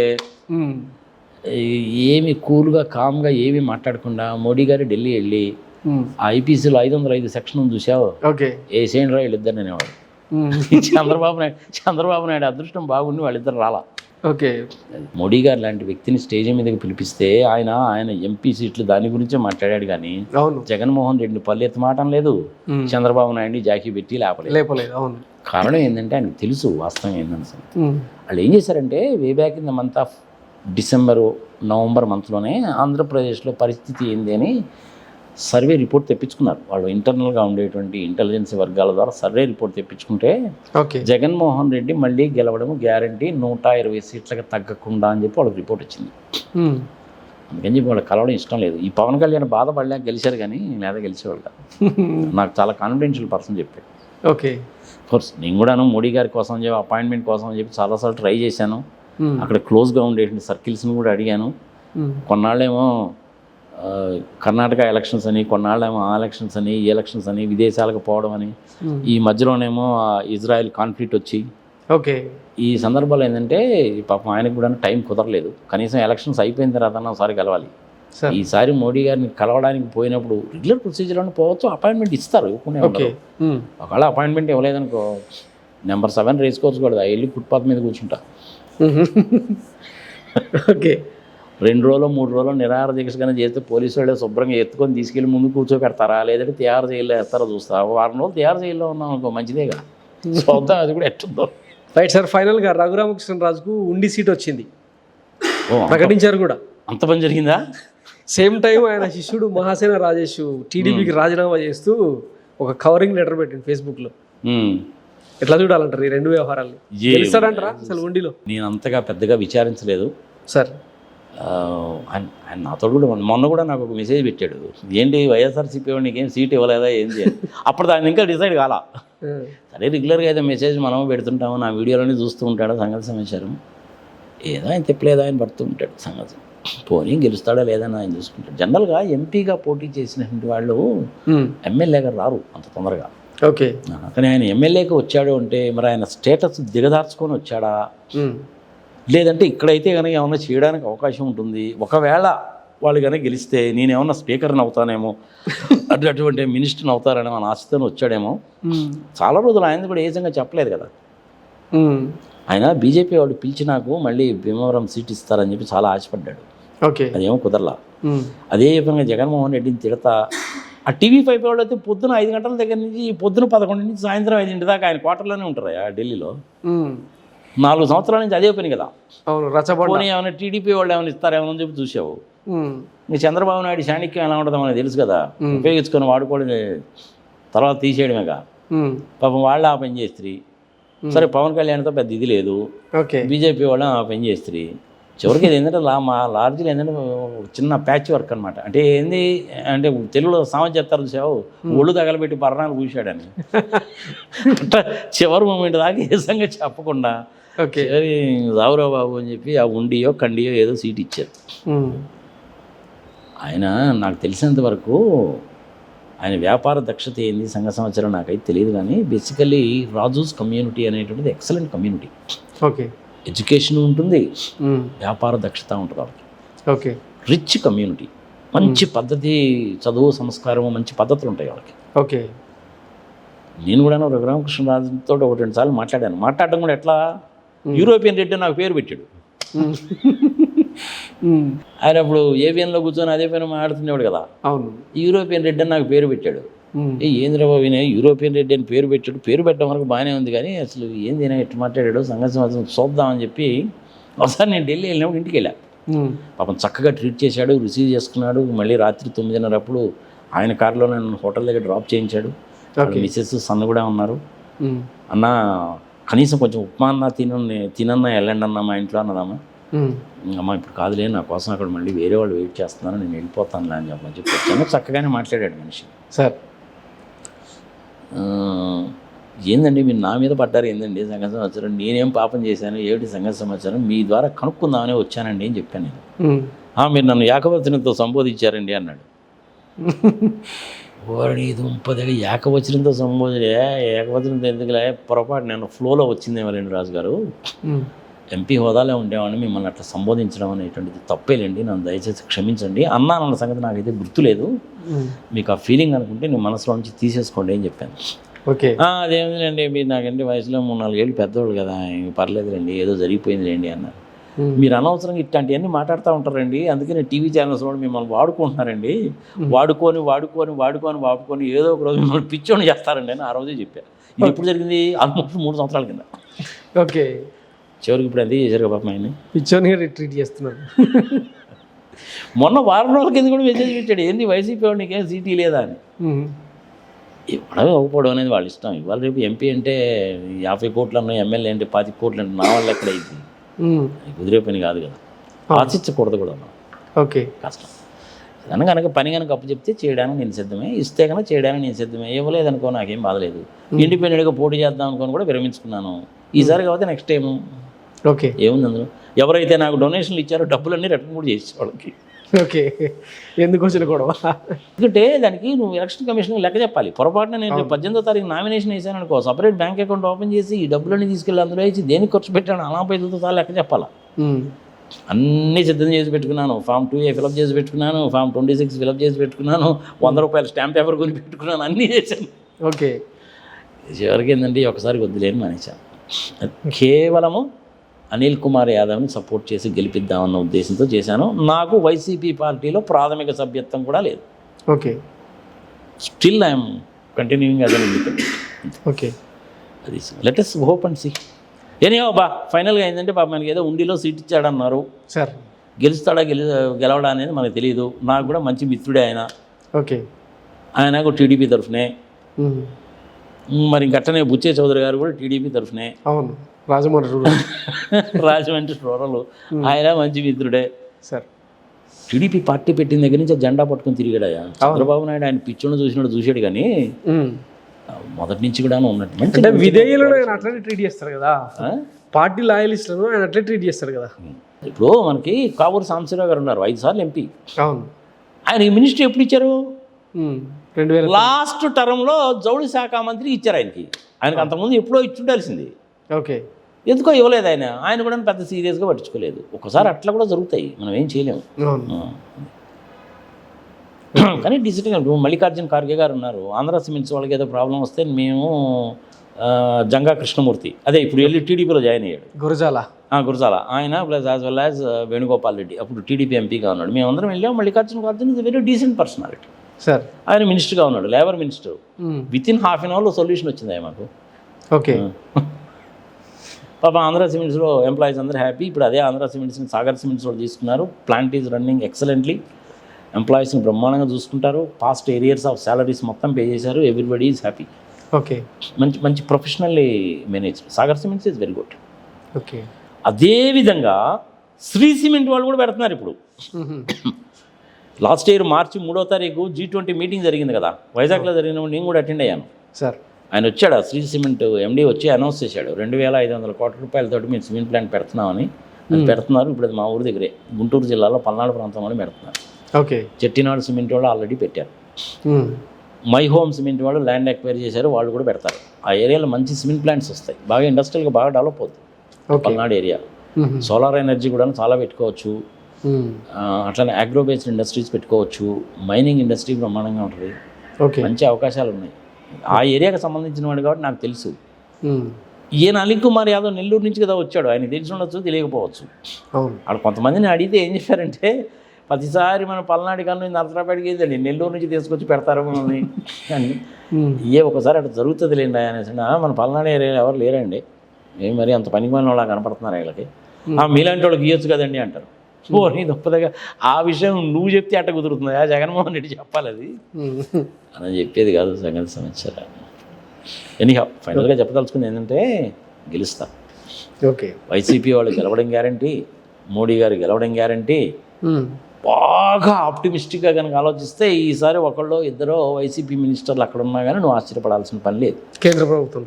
ఎందుకంటే జగన్మోహన్ రెడ్డి 2014లో 2019లో స్టెబిలిటీ చూపించాడు. నేను ఎవరితో కలవను ఆ మాటకి కట్టుబట్టాడు. ఓకే, ఈసారి మోడీ గారితో వస్తారు కాబట్టి ఒక 2 మినిస్ట్రీస్ ఇస్తాను తీసుకోవా బాబు అంటాడు. పరస్పర ప్రయోజనాలు.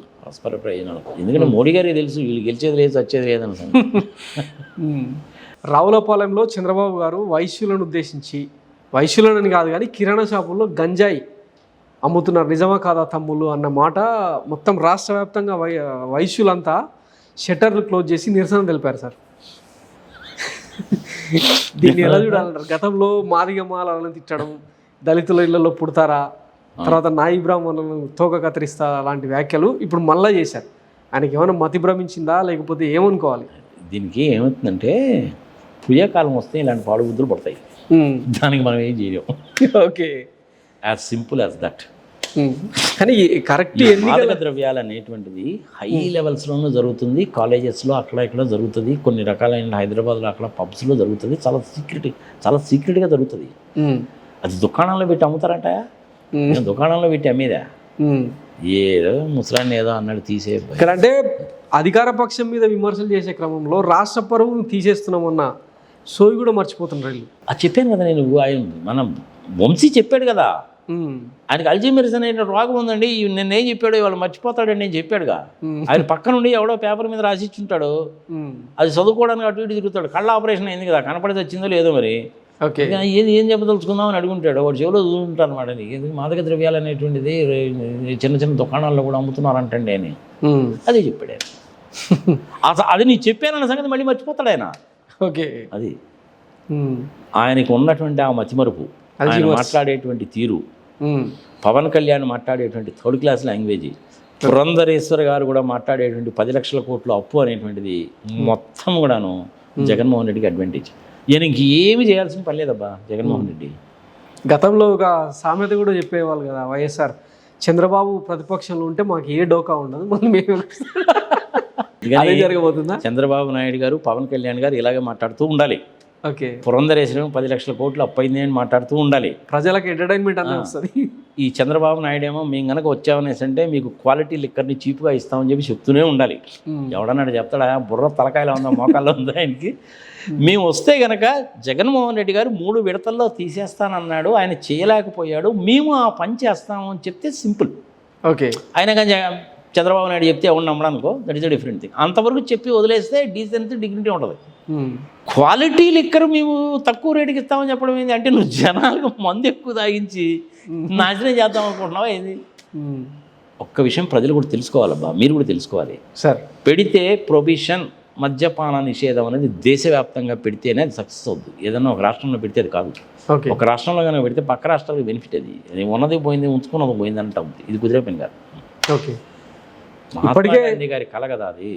తెలంగాణ నుంచి అంటే షార్ట్ కట్లో దొంగదారులు దొడ్డిదారులు తీసుకెళ్ళి చాలా మంది సొమ్ము చేసుకుంటున్నారు. అన్నీ కూడా ఏదో అప్పుడప్పుడు జరుగుతూనే ఉంటాయి. ఆయన కూడా ఎందుకు అన్నాడంటే చంద్రబాబు నాయుడు కూడా మాట చిన్న చిన్న బడ్డీ కొట్టల్లో కూడాను ఈ మాదక ద్రవ్యాలు అమ్ముతున్నారని మొన్న వైజాగ్లో జరిగింది కదా 25 ఆక్వా. అది ఎవరో చెప్పుంటాడు, ఏమండి కంటైనర్ అండి విజయవాడ, అదే సారీ వైజాగ్ కంటైనర్ అండి మోటార్లు అండి మాదక ద్రవ్యాలండి అని చెప్పుంటాడు. ఆయన ఏం చేశాడంటే అది మర్చిపోయి కొట్టల్లో అమ్ముతున్నారని చెప్పాడు. ఓకే, అదన్నీ కూడాను వాళ్ళకి నెగిటివ్ అయిపోతాయి. ప్రజలు నవ్వుకుంటారబ్బా. ఓకే, చెప్పకూడదు అట్లాంటి. దేశవ్యాప్తంగా మద్యపాన నిషేధం చేస్తే బాగుంటుంది అని నీ అభిప్రాయం చెప్పు. ఓకే, దాని మూలకంగా గవర్నమెంట్కి జరిగేటువంటి నష్టాన్ని ఎలా పూడ్చుకుంటావో కూడా చెప్పాలి. నువ్వు సమస్యని చెప్పినప్పుడు సమస్యకి సొల్యూషన్ కూడా చెప్పాలి. వీళ్ళంతసేపటికి సమస్య చెప్తారు కానీ దానికి సొల్యూషన్ చెప్పరు. నేను చెప్తున్నాను కదా, ఇప్పుడు నేను మద్యపాన నిషేధం కనుక చేయాలంటే ఒక్క రాష్ట్రం చేస్తే కుదిరే పని కాదు, దేశవ్యాప్తంగా చేయాలి. ఓకే, అంతే. ఇప్పుడు జగన్మోహన్ రెడ్డి అంతా కూడా సీపు లిక్కర్ అమ్మాడు, జనాలు చచ్చిపోతున్నారు అన్నావు. ఆ లిక్కర్ తయారు చేయడానికి పర్మిషన్లు ఎవరు ఇచ్చారు? నువ్వే కదా. ఈయన టైంలోనే ఇచ్చింది 2017, 18, 19 ఐ థింక్ లాస్ట్ పర్మిషన్ ఆయన ఇచ్చినటువంటిది 28th ఫిబ్రవరిలో ఇచ్చాడు. 28th ఫిబ్రవరి 2019లో ఇచ్చాడు. ఓకే, పర్మిషన్ ఇచ్చింది ఆయనగా. మరి నువ్వు ఇచ్చిన పర్మిషన్ మూలకంగానే సీపులు ఎక్కరు, దాన్ని సీపులు ఎక్కరని చెప్పి నువ్వే అంటున్నావు. ఆ సీపులు ఎక్కరన్న సంగతి నీకు ఇప్పుడు గుర్తుకొచ్చిందా? మరి ఎన్నాళ్ళ నుంచి ఏం కడుగులు వస్తున్నావు? ఏ పిచ్చిమన్నాడు ఏదో అనాలి కాబట్టి అంటుంటారు తీసి. రైట్ సార్, ఫైనల్గా వైసీపీ నుంచి టీడీపీలోకి వెళ్ళిన చాలామంది నేతలు ఇప్పుడు ఒక అంతర్మదనంలో పడిపోయినట్టు తెలుస్తుంది. ముఖ్యంగా నెల్లూరుకు సంబంధించిన ఒక కీలక నేత, మాజీ రాజ్యసభ సభ్యుడు వేమిరెడ్డి ప్రశాంత్ రెడ్డి, ఆయన భార్య ఇద్దరు కూడా మళ్ళీ వైసీపీ వైపు మొగ్గు చూపే అవకాశం ఉందన్న చర్చ అయితే జరుగుతోంది. అసలు ఈ పరిణామాన్ని ఎట్లా చూడొచ్చు అంటారు? అంటే ఎన్నికలు దగ్గర పడుతున్న 18వ తారీఖు నామినేషన్లు వేయడం మొదలు పెడతారు. స్టార్ట్ అవుతుంది. అవును, అవునా? Yes sir. నేను మోడీగా కాబట్టి చెప్తున్నాను. 18వ తారీఖు ఏప్రిల్ నెల 24 నామినేషన్లు మొదలవుతాయి. అవును. 25వ తారీఖుకి అయిపోతాయి. అవును. 26వ తారీఖు స్క్రూటినీ చేస్తారు. 29వ తారీఖు లోపల నువ్వు విత్డ్రాయల్ చేసుకోవచ్చు. ఓకే. అప్పుడు ఏ నియోజకవర్గంలో ఏ క్యాండిడేటు, ఏ నియోజకవర్గం నుంచి ఎంపీ క్యాండిడేట్ క్లియర్గా ఐడియా వస్తుంది. అవును. అప్పుడు ఈవీఎం మిషన్లని ప్రోగ్రామింగ్ చేస్తారు. ఓకే. ఈవీఎం మిషన్లు పర్ఫెక్ట్గా పనిచేస్తాయి, ఎటువంటి అనుమానాలు పెట్టుకోకండి. ఓకే. ఈసారి 80% తగ్గకుండా ఆంధ్రప్రదేశ్లో పోలింగ్ జరగడానికి అవకాశాలు ఉంటాయి. ఓకే. ఎందుకో తెలుసా సార్? చంద్రబాబు నాయుడు చేసిన దిక్కుమని పలమలకంగా ఓకే. ఊరుకున్నాడు, ఊరుకోకుండా అనవసరంగా వాలంటీర్ల మీద పడ్డాడు. వ్యతిరేకత. 65 లక్షల మంది పెన్షన్లు అండి సామాన్యమా? అవును. ఆ 65 లక్షల మంది కూడా ఓటు హక్కు ఉంటుంది. అవును. ఇంకొక 10 లక్షల మంది ఏమో టిప్పర్ డ్రైవర్లు. అవును. 75 లక్షల మంది ఓటు హక్కు ఉంటుంది. ఖచ్చితంగా వచ్చి ఓటేస్తే చంద్రబాబు నాయుడు పరిస్థితి ఏంటి? బాక్సులు బద్దలే. అందుకని దాన్ని సరి చేసుకోవడానికి కోసం అని చెప్పి గవర్నమెంట్ దగ్గర డబ్బులు లేవు, అందుకని వాళ్ళు చేశారు. అసలు కంప్లైంట్ చేసింది మేము కాదు, ఇలాంటివన్నీ మొదలుపెట్టారనమాట. నువ్వు ఒక అబద్ధం కనుక ఆడితే ఏమవుతుందంటే దాన్ని సరి చేసుకోవడానికి ఇంకా 4 అబద్ధాలు ఆడాల్సి వస్తుంది. ఇప్పుడు వాళ్ళు చేసిన పని అదే, దిక్కుమల్ని పని చేసి దాన్ని కవర్ చేసుకోవడానికి ఇంకా 4 అబద్ధాలు చెప్పావు. సరే నీ వదిలేయి, మొదటి నుంచి అది వాళ్ళకి అలవాటే కదా. నెల్లూరు జిల్లాలో మొత్తం వాళ్ళకి 10 సీట్లు. అవును సార్. Last time 100% sweep. అవును. ఈసారి 100% స్వీప్ కాదేమో అన్నటువంటిది వాళ్ళకి డిసెంబర్లో ఉన్నటువంటి లెక్క. ఓకే. అందుకనే జగన్మోహన్ రెడ్డి ప్రత్యేకంగా కాన్స్టిట్యున్సీస్ మీద కాన్సన్ట్రేట్ చేశాడు. నెల్లూరు మీదే స్పెషల్గా సాయిరెడ్డి లాంటి వాళ్ళని బరిలో దింపి కాన్సన్ట్రేట్ చేశాడు అన్నమాట. అవును. ఎప్పుడైనా సరే ఒక అధినాయకుడు అనేటువంటి వ్యక్తి నిలుపుగా ఉండి, నిదానంగా ఉండి, పద్ధతిగా ఉండి, ఎక్కడైతే వీక్నెస్ ఉందో అక్కడ దాన్ని కవర్ చేసుకుంటూ చక్కటి భాషతోటి చెయ్యదలుచుకున్నది ఏమిటో చెప్తూ ముందుకు సాగుతూ, ఓకే, ఒక విషయమో 2 విషయాల్లో మాత్రమే అపోజిషన్ వాళ్ళు ఈ విధంగా చేశారని చెప్తే అది మంచి సంభాషణ. ఓకే. ఒక మంచి ఎలక్షన్ స్ట్రాటజీ. ఆయన అదే చేసుకుంటూ వస్తున్నాడు. అవును. ఎక్కడ రాంగ్ కూడా చెప్పట్లేదు. నేను కూడా ప్రసంగాలు స్టెబిలిటీగా కూడా ప్రసంగాలు చూసావు కదా, నీకు ఎక్కడన్నా నోరు జారి మాట్లాడిన సందర్భం ఏదన్నా ఉందా? లేదు. ఆ పెద్ద మనిషి అంటున్నాడు సార్ ఆయన. చంద్రబాబుని కూడా వల్గర్ లాంగ్వేజ్ వాడకుండా ఆ పెద్ద మనిషి అంటాడు, బాగానే ఉంటుంది. సరే, ఇంక పవన్ కళ్యాణ్ విషయంకి వచ్చేసరికి ఏమో దత్తపుత్రుడు అంటుంటాడు, అది మామూలు అయిపోయింది. ఇప్పుడు జగన్మోహన్ రెడ్డిని పట్టనొక్కు బాబు అని అట్లా పేరు పెట్టారో ఈయన కూడా అలాగే పేరు పెట్టాడు. ఓకే. పర్సనల్ కామెంట్స్ అనేటువంటిది అయితే ఎక్కడా చేయలేదు కదా. లేదు. గతంలో ఏదో 1-2 సార్లు ఏదో మల్లెపూలు 3 భార్యలు అన్నాడు, కానీ ఈ మధ్య లేదు. పర్సనల్గా వెళ్ళాల్సిన అవసరం లేదు. ఓకే. కానీ ఇటు పక్క ఉండేటువంటి వాళ్ళు ఏం చేస్తున్నారంటే ఈ వివేకానంద రెడ్డికి సంబంధించిన విషయం, హత్య విషయంలోకి వచ్చేసరికి భారతమ్మను కూడా తీసుకురావడానికి శతవిధాలా ప్రయత్నిస్తున్నారు. అవును. అదేమో కుదిరేటువంటి పని కాదు. నేను ఆల్రెడీ ఇంతకుముందు చెప్పాను నీకు, వాళ్ళ ఫ్యామిలీ ట్రీ ఏంటన్న సంగతి చెప్పాను. అవును. ఈ తగాదలన్నీ పోవాలి అన్న ఉద్దేశంతో రాజశేఖర్ రెడ్డి గారు దాన్ని మొదలుపెట్టాడు. ఓకే. జగన్మోహన్ రెడ్డి దాన్ని కంటిన్యూ చేస్తాడుగా. అవును. అందుకని చెప్పి ఎక్కడ ఏమీ మాట్లాడలా. ఎంత మాట్లాడినా ఈ నేంద్రా బాబు అసలు ఏమీ మాట్లాడలేదని వీళ్ళకి ఇసుకు పుట్టి పిచ్చెక్కి చివరికి భారతి పేరు తీసుకురావడానికి ప్రయత్నించారు. అది కుదిరే పని కాదు. ఓకే. నెల్లూరు జిల్లాలో మళ్ళీ ఈసారి కూడా 10కు 10 అనేటువంటిది రావాలి అన్నటువంటిది ఆయన ఉద్దేశం. రావడానికి అవకాశాలు ఉన్నాయా అంటే జగన్మోహన్ రెడ్డి రంగప్రవేశం చేశాడు అంటే కుదురుతుంది. ఈయన ఒక్కడే కదబ్బా, ఇప్పుడు తెలుగుదేశం నుంచి కేసీఆర్ నాని వచ్చాడు చూసాం. సరే, ఇటు నుంచి అటుకి అటు నుంచి ఇటుకి పోతూ ఉంటారు. జంప జిల్లాలో ఇది మామూలే. ఇటువైపు నుంచి అటువైపుకి ఎంతమంది వెళ్ళారు, అటువైపు నుంచి ఇటువైపు ఎంతమంది వచ్చారనే మొత్తం లిస్ట్ అనేది తీయొచ్చు. ఓకే. ఆళ్ళ రామకృష్ణారెడ్డి గారు వెళ్ళిపోయాడు, మళ్ళీ వచ్చేసాడు. కేసీఆర్ నాని వచ్చేసాడు. కానీ ఇటు పక్క నుంచి పోయినటువంటి వాళ్ళు కొంతమంది ఉన్నారు. వాళ్ళలో ఇదిగో వీళ్ళు వచ్చేస్తున్నారండి అని చెప్పి నువ్వే చెప్తున్నావు. సో ఇట్లా వచ్చేవాళ్ళు కూడా ఉంటారు. నిన్నగాక మొన్న ఉండవల్లి శ్రీదేవి కూడా వామో రాజకీయం అంటే ఎలా ఉంటుందా అని ఆమె కూడా కామెంట్ చేసింది కదా. అవును, ఎమ్మెల్సీ ఎలక్షన్ ఆమె కూడా వ్యతిరేకంగా ఓటేసిందిగా. మరి ఇప్పుడు ఆమె కూడా చెప్పిందిగా. అంటే ఓవరాల్గా మనము 18th ఏప్రిల్కి కానీ మనకి క్లియర్గా తెలియదు, క్లారిటీ రాదు. ఇంకా క్లియర్గా కనుక తెలియాలంటే 29వ తారీఖు ఏప్రిల్కి మనకి విత్డ్రాయల్స్ కూడా జరుగుతాయి కాబట్టి అప్పుడు మనకు క్లారిటీ వస్తుంది. ఓకే, వైఎస్ఆర్సీపీ నుంచి 10 మంది వెళ్ళిపోయారు అనుకుందాం. ఓకే, అందులో 9 మంది తిరిగి వచ్చారనుకో, it's a great achievement. Okay, 8 మంది వచ్చారనుకో, good, it's a good. Okay, that will happen also. Okay, అవతల పార్టీ నుంచి యువతలకు వచ్చినటువంటి వాళ్ళు ఒక 4 ఉన్నారనుకో, that itself is an achievement. అది మన కళ్ళకెదురుగా కనపడతానే ఉంది. Yes sir. తెలుగుదేశం పార్టీలోనే సీటు రాక దేవినేని ఉమా లాంటి వాళ్ళు నేను ఇండిపెండెంట్గా కంటెస్ట్ చేస్తానంటున్నారుగా. అవును, వల్లవినేని వంశీ ఎప్పటి నుంచో ఉన్నాడుగా. అవును, మన కాపు సామాజిక వర్గానికి చెందినటువంటి ప్రముఖ నాయకుడు, ఆయన పేరేంటో ముద్రగడ పద్మనాభం, ఆయన కూడా జాయిన్ అయ్యాడుగా. అవును, ఆయన కొడుకు ఆల్రెడీ జాయిన్ అయ్యాడుగా, సూర్యప్రకాష్. సో ఈ పరిస్థితులన్నీ చూసినప్పుడు ఏంటంటే ఇంతకంటే పెద్ద గొప్ప ఈక్వేషన్స్ అంటూ ఏమి ఉండవు. మోస్ట్ ప్రాబబ్లీ కొంతమంది ఎవరైతే వెళ్ళిపోయారో వాళ్ళందరూ వచ్చారు. లాస్ట్ టైం నేను నెల్లూరులో 29వ తారీఖు విజయసాయిరెడ్డిని కలవడానికి వెళ్ళినప్పుడు సార్ బీదా మస్తాన్ గారను ఆయన ఇంకొక ఆయన పేరేంటి టక్మని గుర్తు రావట్లేదు నాకు, ఆయన కూడా వచ్చాడు.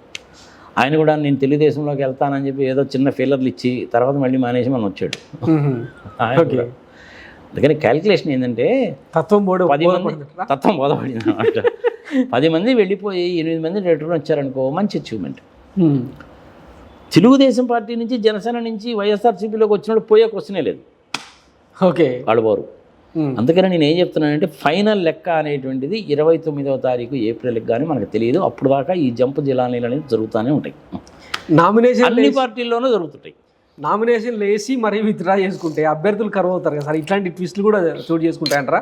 అట్లా నామినేషన్లు వేసే వాళ్ళందరూ మెజారిటీ ఆఫ్ ద పీపుల్ అందరూ కూడా పార్టీతో విభేదించి ఇండిపెండెంట్ క్యాండిడేట్స్గా పోటీ చేసేటువంటి వాళ్ళే అంటారు. అట్లా ఇప్పుడు నన్నే తీసుకో. ఓకే, నేను మల్కాజిగిరి నుంచి పోటీ చేద్దాం అనుకున్నాను, విరమించుకున్నాను. నర్సాపేట నుంచి పోటీ చేద్దాం అనుకుని పాంప్లెట్లు అవి ప్రింట్ చేయించి వీడియోలు కూడా చేశాను నేను. ఓకే, ఈ ఒక్కసారి కావుదామని నేను అనుకున్నానా లేదా? Yes sir. ఒక ఇండిపెండెంట్ క్యాండిడేట్ని. అట్లాంటిది గత 20-25 సంవత్సరాల నుంచి పాలిటిక్స్లో ఉండేటువంటి వాళ్ళు ఇంక వాళ్ళకి అదే జీవితం. గెలిచినా అదే, ఓడినా అదే, తన్నులు తిన్నా అదే, డబ్బులు పోగొట్టుకున్నా అదే, డబ్బులు సంపాదించినా అదే. ఓకే, మరి ఇంక వాళ్ళు ఎందుకు ఊరుకుంటారు? ఊరుకోరు కదా. ఎస్. మరి మే 13వ తారీఖున ఎలక్షన్లు. ఈ డేట్ గుర్తుపెట్టుకోవాలి. ఇప్పుడు మన చిన్నబాబు ఉన్నాడు కదా, ఆయన పొరపాటున ఏప్రిల్ 13వ తారీఖు చెప్పినా చెప్తాడు. ప్రజలు జాగ్రత్తగా ఉండండి. లాస్ట్ టైం అంతా చేశాడు ఆయన. ఎక్కడ చెప్పాడు అనుకున్నావు? అది కూడా మంగళగిరిలో చెప్పాడు.